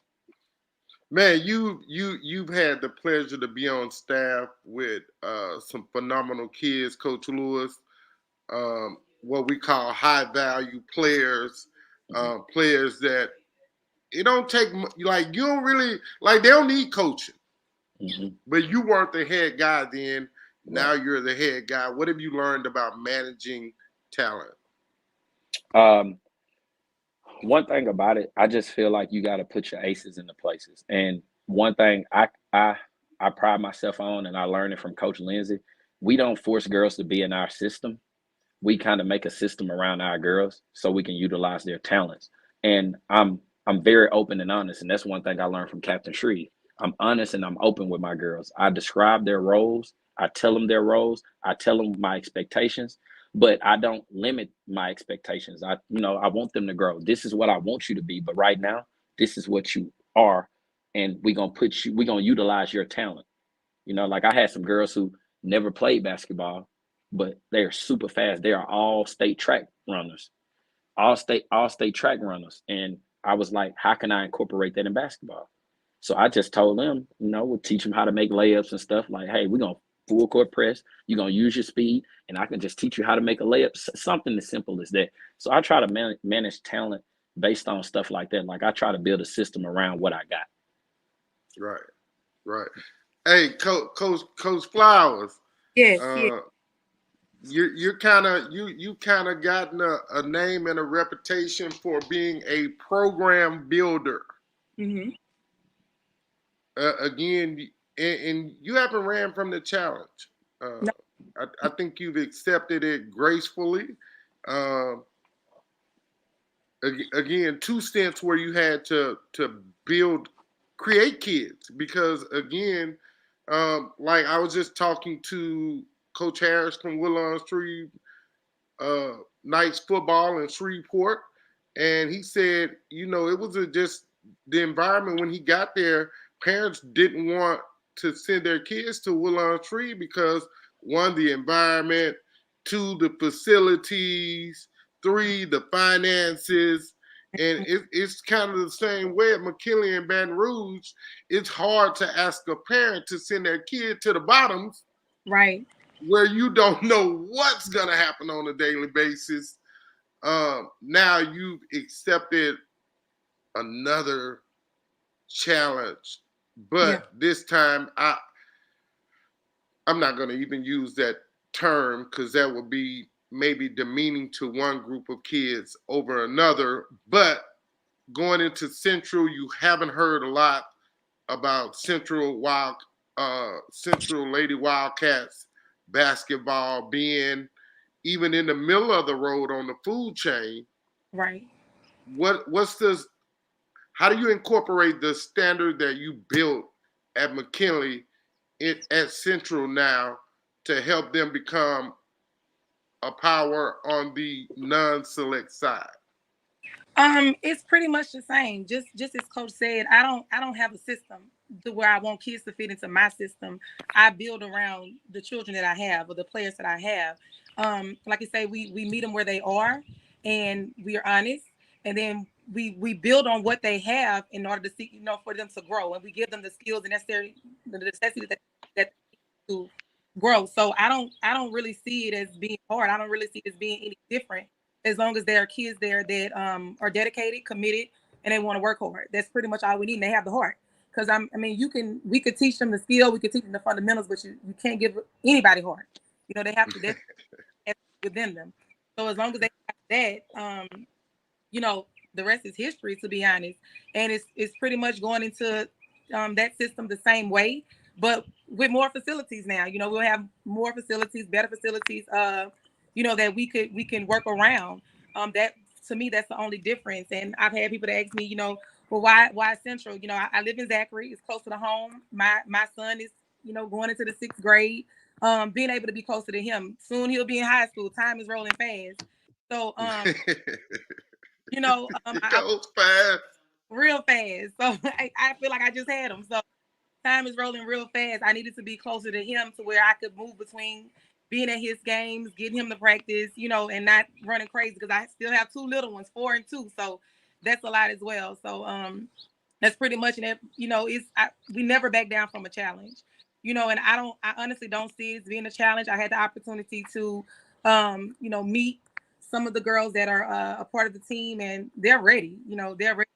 We just wanted someone to come in and, show us that they were here for basketball, and I don't think that they've had that the last, 4 or 5 years, just somebody that was in there for just basketball. They've had coaches, but that coach probably was a part of the football staff or was a part of another staff that just came in to fill in that role. So just having someone to focus on basketball, focus on their skill and the things that they need, that's all they were looking for. And they were super excited. They were ready, and I'm ready as well. So, how much did you know about Central Lady Wildcats basketball? None. And I said that nothing, nothing. But when I first took McKinley back in 2015, I knew nothing. I knew nothing about McKinley's basketball program. I knew about McKinley High School. Of course, it's the first African American school to ever be established, but I didn't know anything about their basketball program at the time. So coming into that, they were like 2-22, I think, the season that I came in and took over. But I didn't find it out until after I took the job. So, like I said, I'm never afraid to take on a new challenge, never afraid to take on new opportunities. So I'm never concerned about who's there, who's playing, what the record is, because we know what we bring to the table in order to help these kids succeed. So Right. So I take it from what you said, you had a chance to meet with the team, talk to them, and I again, I know you, I know your coaching staff that's coming with you. And I keep laughing in the back of my head as I was thinking about this question. It reminded me of a movie I watched. Coach said, I know things haven't always been great here within the program, but the losing stops today. right. Facts. What was the conversation like when you met your team? I introduced myself. My husband was there, of course. He introduced himself, and we just talked about our program and what we're bringing. I didn't ask much of them. I basically let them know who we were, what our expectations were, and what we could give to them. I mean, they're the kids. They're the students of the game. We're the teachers. So it was for me to show up and basically allow them to know that you're getting someone who cares, who wants to see you succeed. All I need from you is to show up every day and be ready to work. I even told them, I say, maybe some days you come and you don't like me. You might not like me, because we're on you hard and we're making you work. But at the end of the day, you're going to know that it's out of love. What we're giving you and what we're asking of you is out of love, because we want to see you succeed. And I sit down with a lot of my kids and I ask them, because most of the kids that play in high school, they don't have aspirations of playing college basketball. They could just be doing it for their extracurriculars or put on their resume when they fill out for those schools for academic wise. So we have those conversations. What is it that you're expecting to get out of this program or out of basketball? And when we know what it is they're trying to get out of it, that's how we know to basically approach that child, because every child is different. You can't approach every child with the same coaching style, so you have to be able to adjust to the kids that you have. So that's why I say, like, I agree with Coach Lewis about, I don't have a system. You know, my what we do, it adapts to the children or the players that we have, because I can't force a child to go into a box. You know, and if I force them to go into a box, you know, a lot of these kids, they deal with stress and anxiety, and that's huge, and that brings that to them, because they feel like they can't be successful doing this one thing that you're asking them to do, when it's multiple ways to get to the solution of what you're trying to get them to do. So, you know, I allow them to show me what it is they can do, and then we build from there. Right, right. You're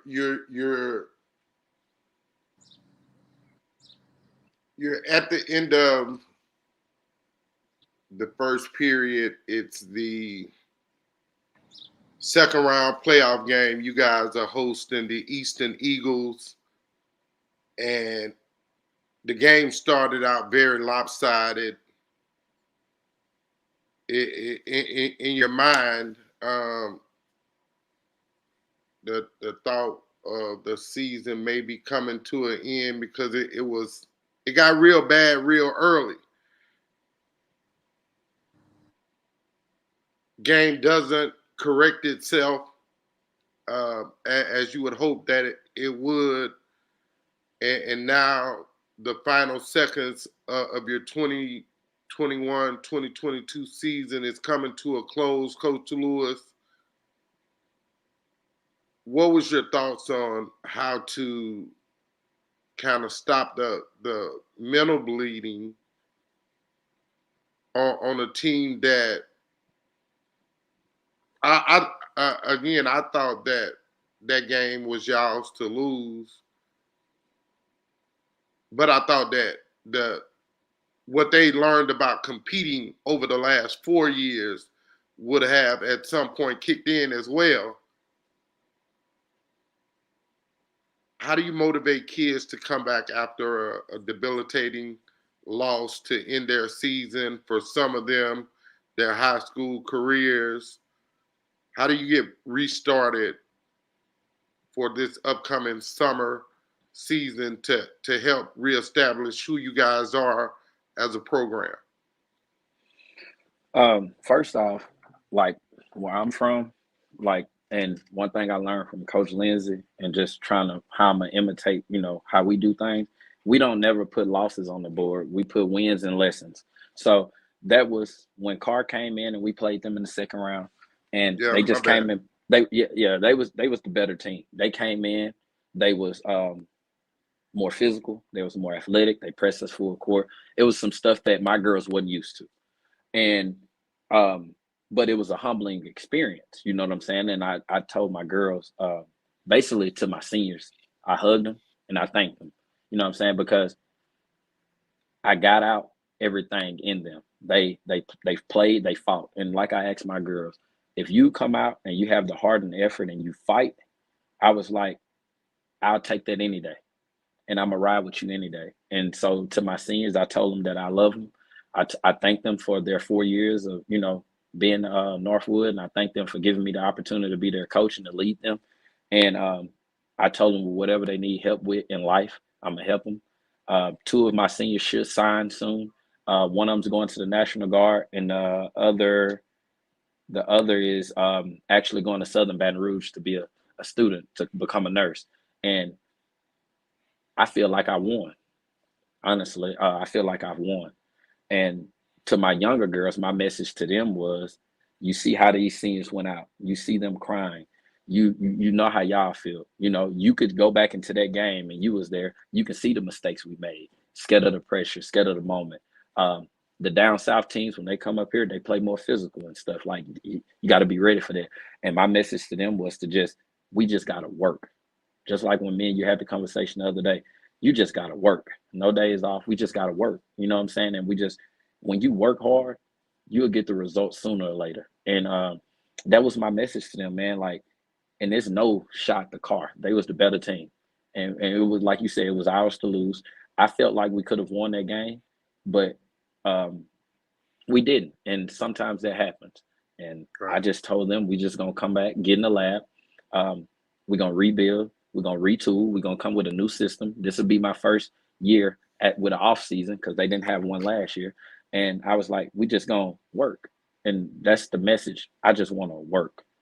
And if they buy in to just working, we'll be okay. And for the next few years, we'll be just fine. And I know this might sound cocky, but one thing we believe in, and I saying we'll get our league back.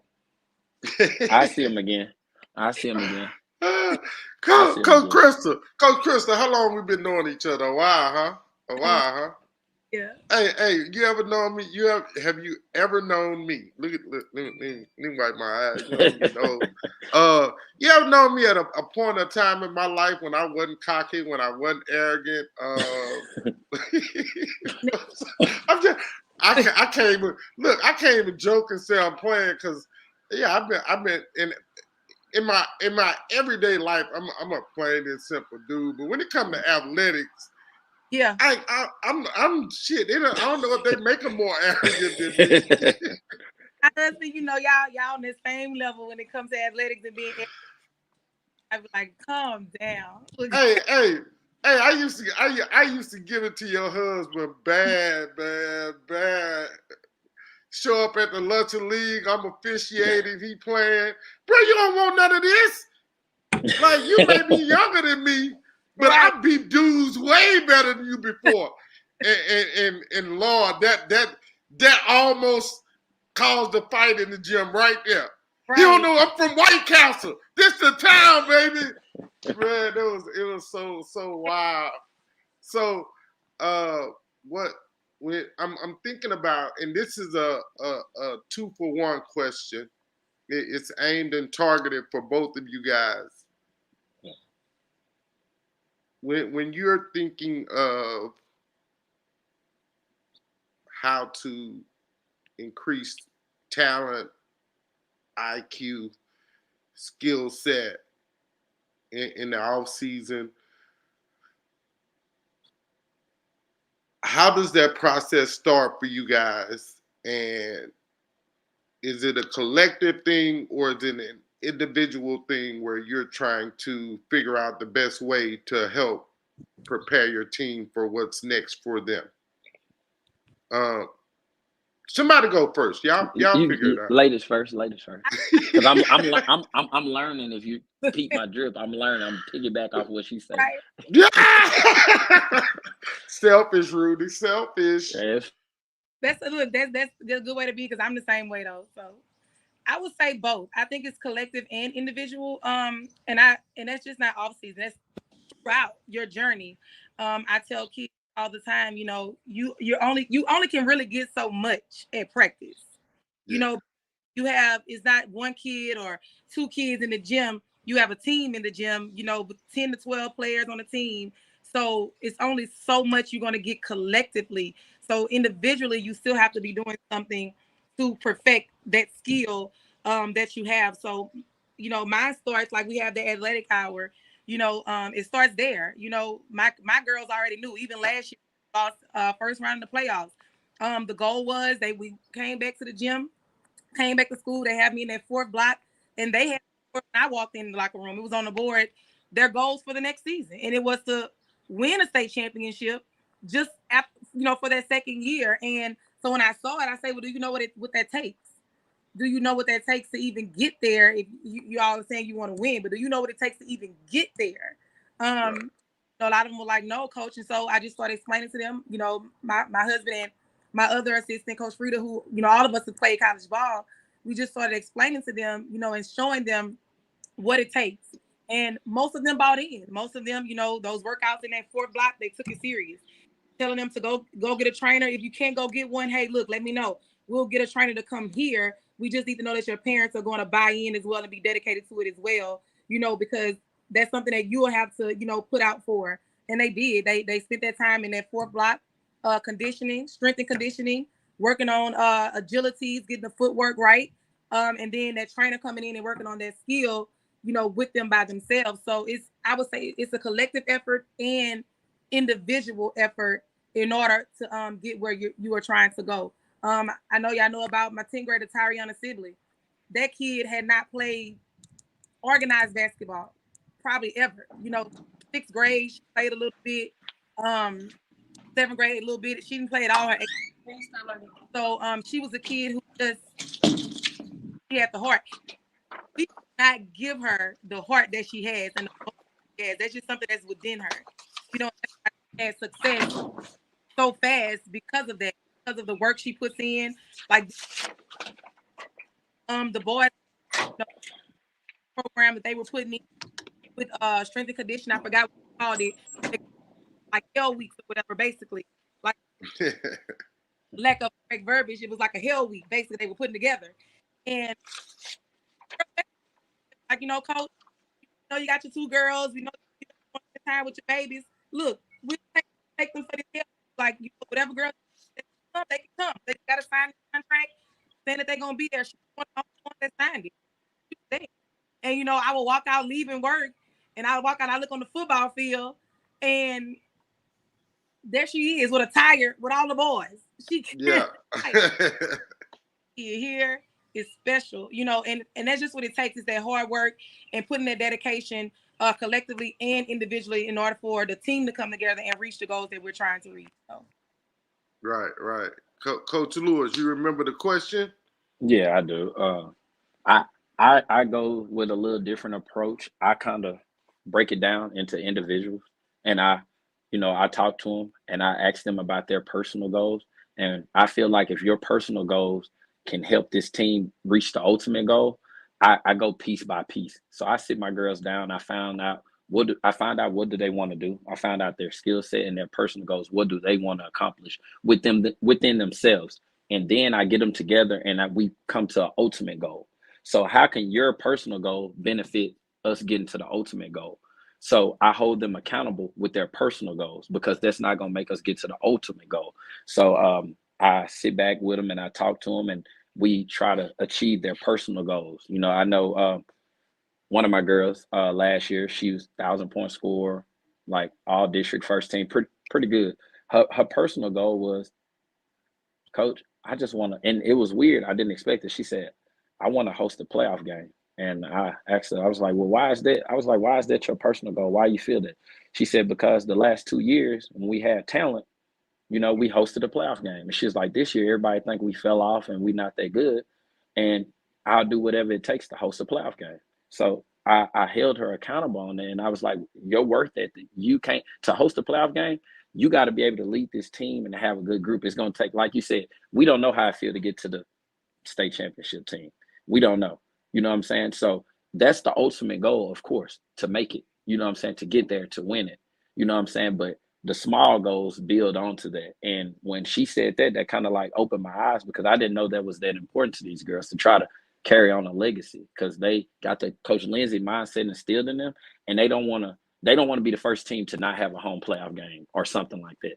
So that's why when we had to go on the road in the first round to play Pearl River, they took that personally because they know if we win, it comes back to us and we can host a playoff game. And that's something that, you know, that they set out within themselves. So I come at it with a little different angle and I try to get the individual goals within my girls to reach the ultimate goal. I know it may sound a little weird, but that's kind of how we is. Coach,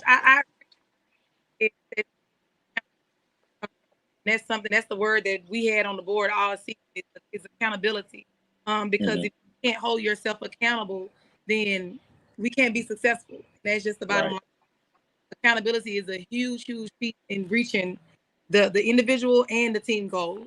You know, just holding each other accountable and holding yourself accountable. And that's something that I did as well after a game. You know, we allowed them to say, look, what you tell me what you could have done better. You know, let's hold yourself accountable. Let's be honest. We told you, hey, I needed 10 rebounds out of you.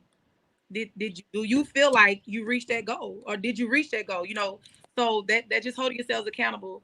Accountability is a huge piece, especially for the youth that we're working with these days. Is accountability.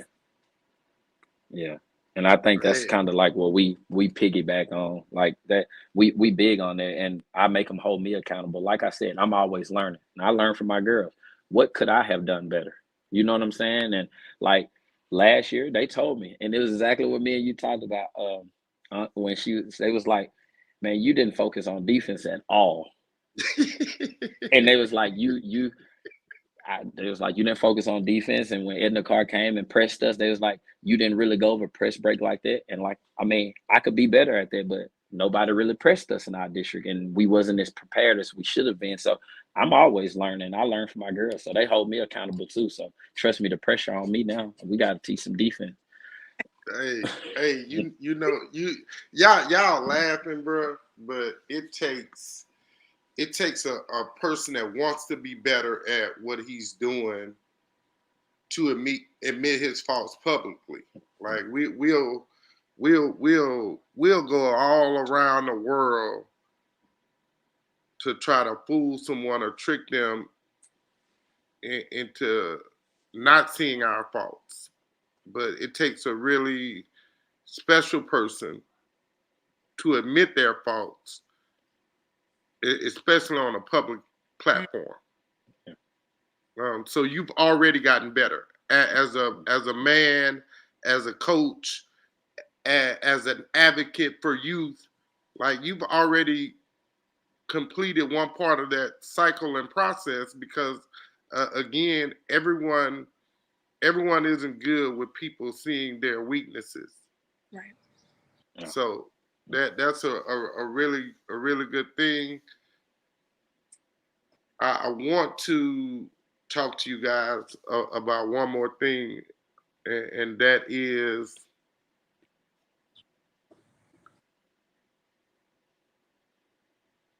a lot of things are happening within the process of what happens with the LHSAA redistricting. Just happened for a lot of districts and a lot of classifications. How did that affect you guys? And what challenges are you expecting to arise from those changes that you guys have to not only adapt to yourself, but sometimes kids are a little shaky, a little shaken, because now they have to compete against a team that they may not have had a lot of success in over the past years. You know, how do you guys handle all that, and what does that look like for you and your new destination of Central, Coach Flowers? I think it's a better, they went into a better situation because they don't have to play the Walker. So we went into a better situation on that end. But then, I mean, they still have competition, but their biggest issue I'm hearing was having to play Walker and Denham and all those schools that they hadn't had success, within the past years. So they're excited about going into, and that redistricting that happened. They're excited about that. For me, like me, I like competition. So they may think this year we're running away from Walker, but next year Walker might be on the schedule. So I like competition, because that's the only way we know where we truly are, if I play the best of the best that's in the state. So right. Well, again, you look at the old 4-5A, and it was Central, Walker, Scotlandville, Zachary, Denham, Live Oak. That wasn't a walk in the park. And again, Scotlandville, I thought I thought Scotlandville a few years ago had found the right coach, and Coach Glenda Fleming, and I thought that she was taking them in the right direction, and they did some other stuff. But Scotlandville girls program last year was solid. Then this year I'm hearing some rumblings in the wind that may make them even better. And so you can't just look at the Walker and Corey Arnold and Dale Clay, Chris Price the second, and all he got. He had Coach Mioka Young on staff, and I think she still funnels in between both programs. Like, yeah, Walker is tough, but then, like I say, you can't leave out Denham. You can't forget Zachary. You can't You definitely can't forget Coach McClure as Zachary, because Mm-hmm. when you do, she's gonna kick you right in your, like, she knows, she knows how to get a program better, and she's done that because Zachary Lady Broncos basketball has been a force, and they were taking trends back that way last year. Right. So, what again? For me, I'm like you say, I'm used to it. I played, at McKinley, we played Zach, or we played the Scotlandvilles, we played Walker, so just Central, I think not being on that side, they conversation. They were just happy to get away from, the beast of Walker and all that was happening. But of course, there still is a whole lot of competition. I know some of those kids, Zachary. I know some of those, they're not sleeping, Right. If they're doing the work that I know they're doing, they're coming back 20 times harder than what they, Right. here. So for them, they were happy to get away from that. For me, it's pretty much the same. Coming from McKinley, these are schools that I've already played. These are schools that Right. I've already, I was already up against, and that I've already been up against. So I think it's a plus that they do have me as a coach, me and my husband and my staff as a coach, because we've seen this. We know what it's like, Right. and what we have to do to prepare them to be able to compete with those schools. And they just, they're going off of what they've been able to do these last couple of years. Walker is a great program, but like you said, Coach Tammy was one of my AAU coaches growing up, so I know what she could do. I admire from her, so I know what she could bring. Scotlandville wasn't in our district, but they right down the road, played them in the EBR tournament. I had some of those kids that played with F2B, so I know what they can bring. So I mean, it's a plus for me. It's just anyway, you got to work. Whether we was playing the Walkers or whether we playing Zachary, Scotlandville, you still have to put that work in order to be able to compete and be on the same level. So. Right. Come on, Rudy. You got the same question. Stop playing around, man. I'm not, man. Give me some of that good wisdom you got over there. That good young wisdom. All I'm saying is, like how y'all mentioned in those schools, I just want our name to be mentioned as well one day, soon. We've been solid. Hey, remember you were a little kid and you do something wrong and God, geez, Louise, my hand's that big, and your parents tell you, hold your hand out. You remember that? Hold your hand out, Rudy. Hold your hand out. There you go, right hold there. Hold your hand out. Pop. You felt that lick? You felt that lick? I felt it. I'm not even accepting that because again, again, you weren't the head, but you've been a part of a program that people revered. And what's my girl name? Which one? Waynette Baker. You coach probably. Oh, yeah. You probably like. Again, she didn't get the respect that she should have gotten. She didn't get the respect that she earned. But you probably coached one of the most talented girls to ever touch a basketball in LHSA history. And it's sad because kids can't play unless they win state championships or unless they're the Farm Bureau Player of the Year or the LSWA Sports Writers Player of the Year. Then kids can't play. Oh, they're not that good. Stop lying on the kids. The kids can play. That award does not mean that a kid can play. It may just mean they were popular. Right. And I think that's one of the struggles that we face. Like a lot of our girls are slept on. Like I said, I coached a 6'4", 240 girl that was averaging a triple-double with blocks. I just think they sleep on us. Who said she could play first? Who said she could play first? Who said she could play first? He pulled us to the side. He said, "That's y'all best player." I said, "I don't know about that." He was like, "I'm telling you." And man, she went on to blossom and became everything that he said. It's no lie. We knew she was great, but not that great. But I still think we kind of fell short, and she didn't get to play on that big platform and get the respect that she deserved. But that's okay. Yeah, but how many girls and coach, you can answer this too. How many girls average a triple double in any season, freshman, sophomore, junior, or senior? Like, man, you ain't got no girls averaging no triple double, point, rebound, and blocks.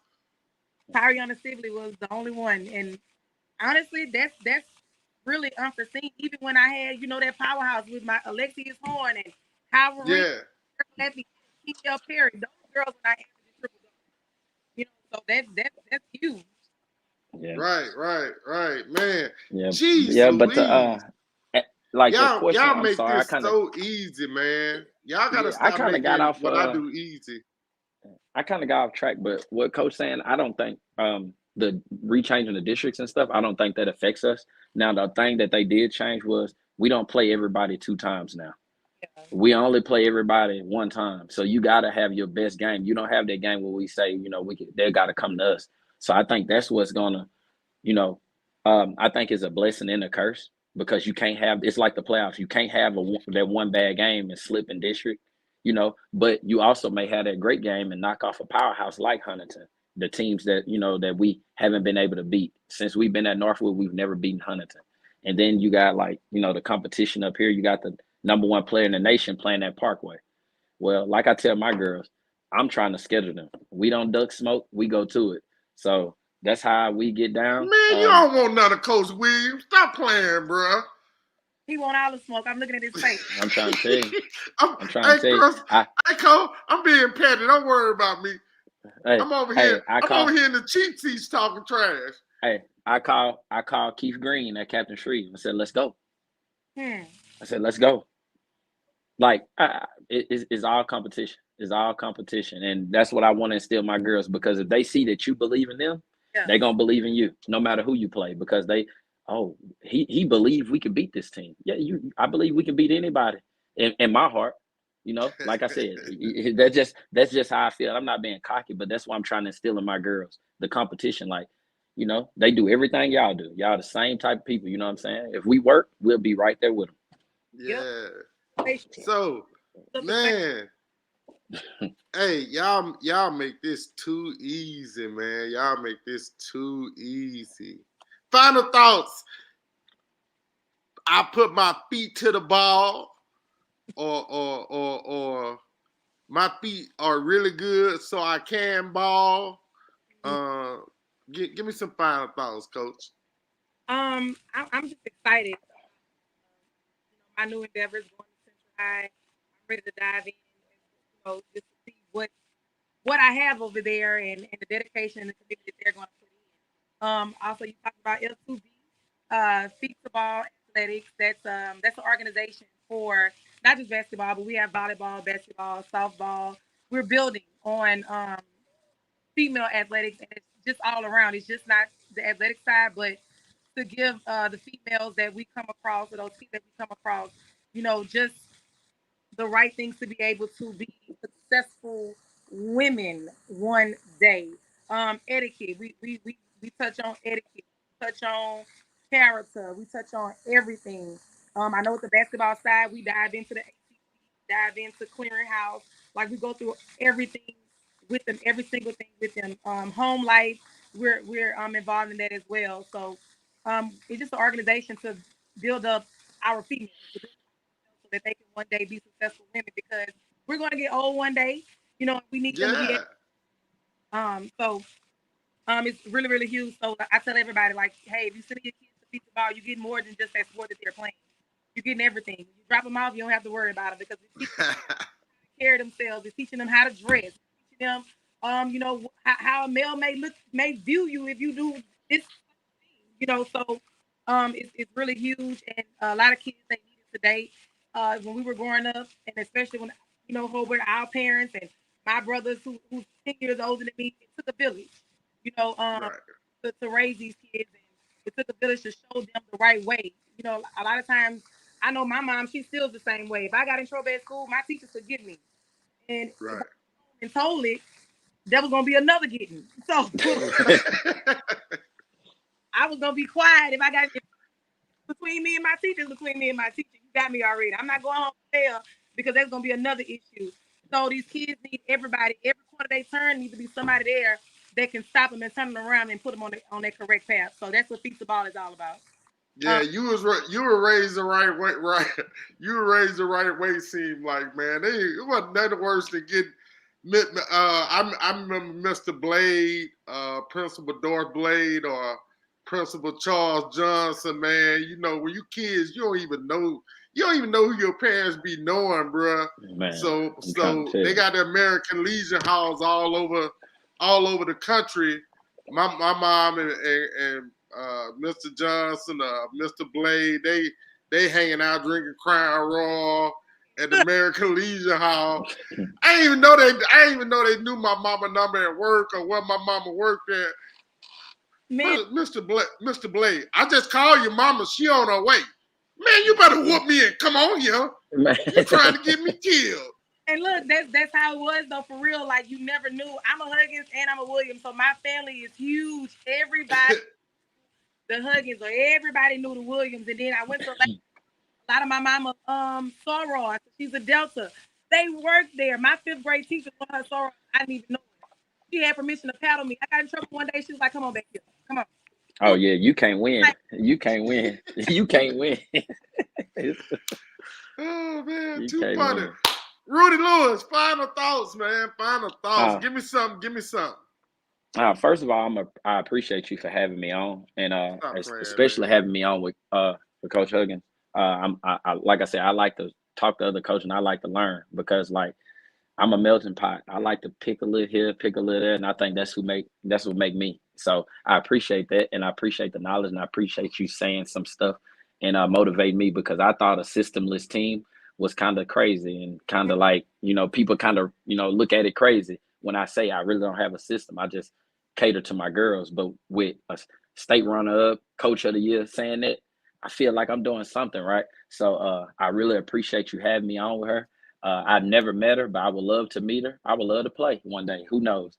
Hey, you I better would get love her now. Yeah. You better Nah. you better try to schedule that game this year. Oh, it'll be a good game. It'll be a good game now. We both building. Remember that. Right. Home and home. Off the bench We both building. sports.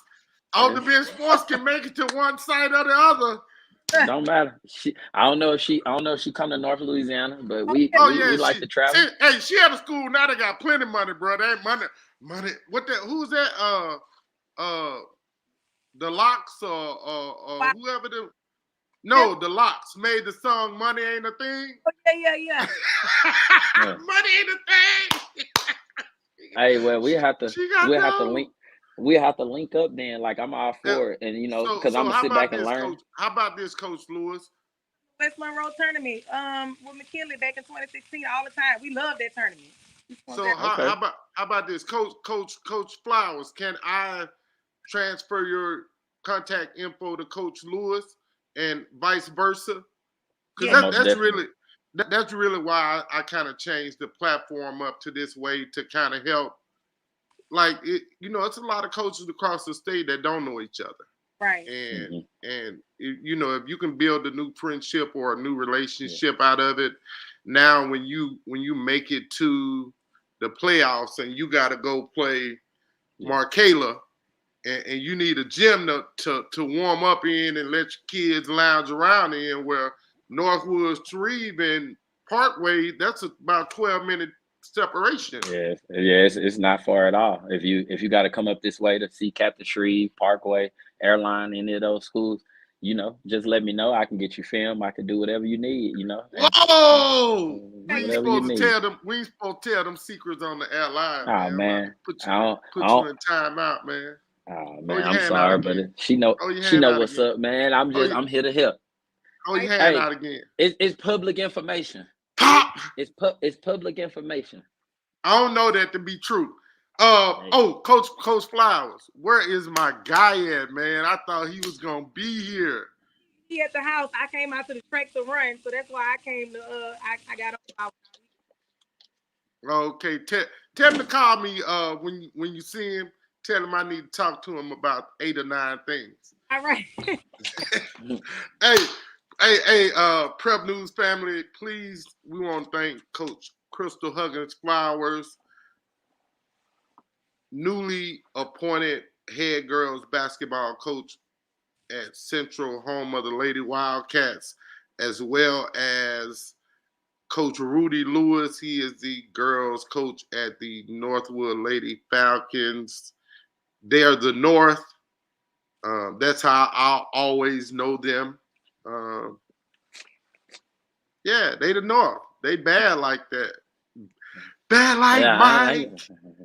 hey, Oh, you you know. boy, you better claim that. You better Hey, claim look, that no, and walk. I'm claiming. I was about to tell you, you inspired me. We got new jerseys coming soon. You got to come check them out.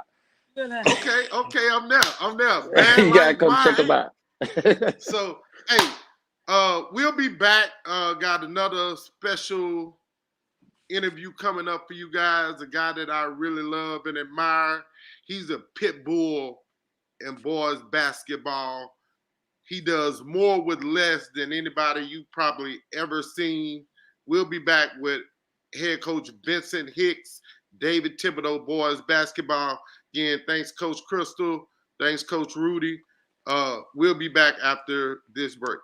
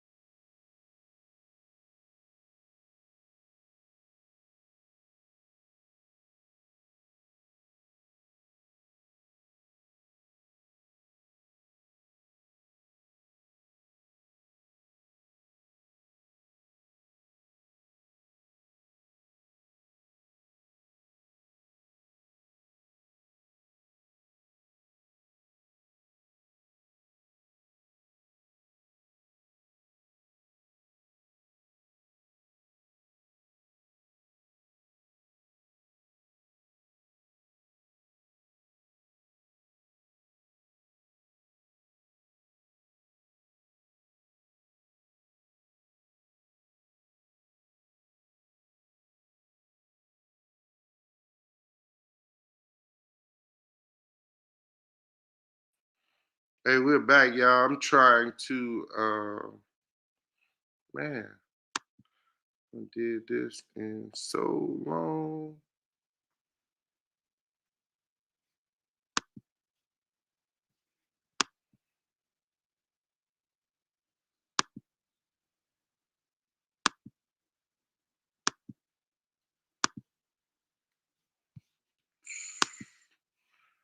Oh, man.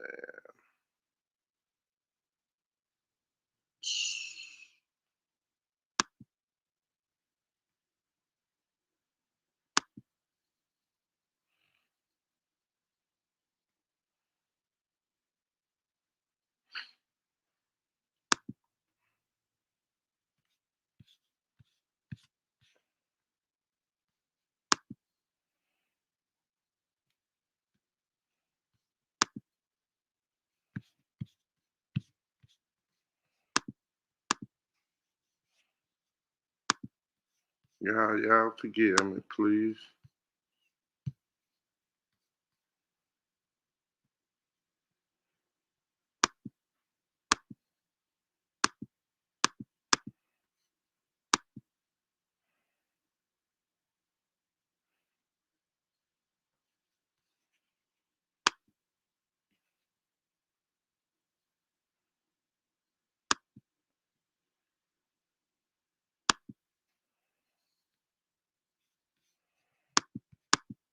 Y'all just y'all give me 1 second, man. I'm trying to get this right.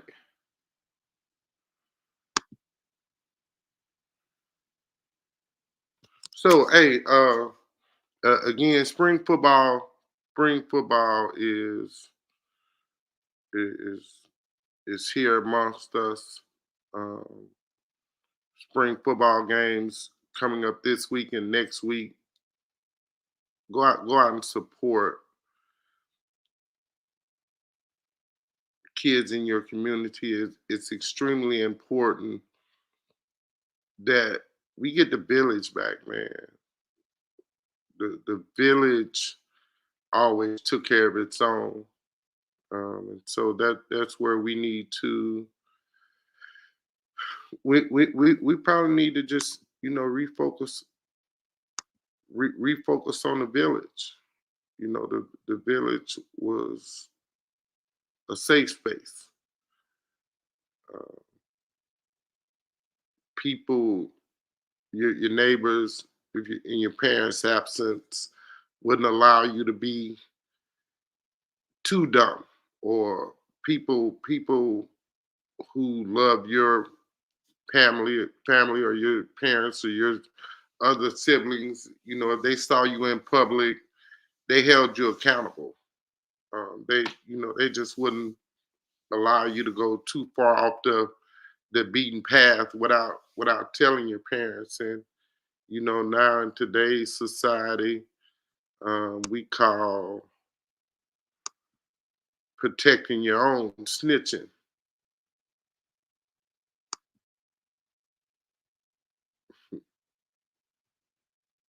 Make it make sense.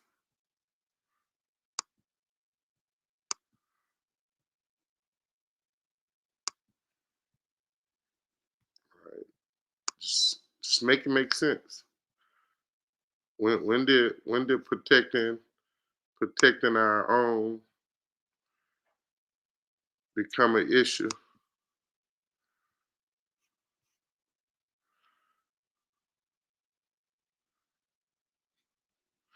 Oh wow.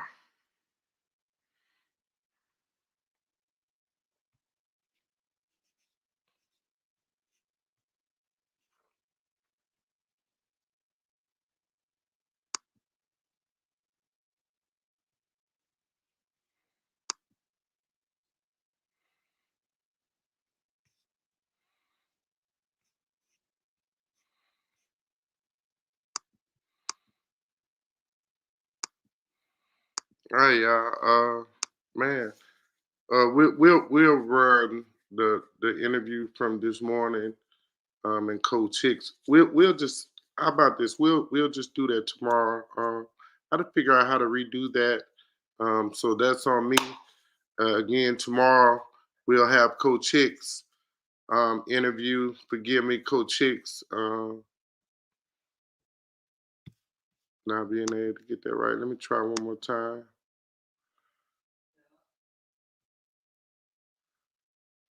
No, that ain't right.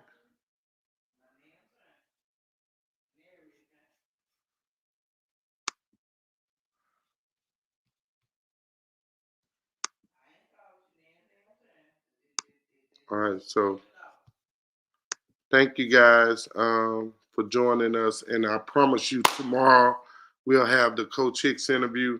Thank you. Remember, get off the bench, get into the game.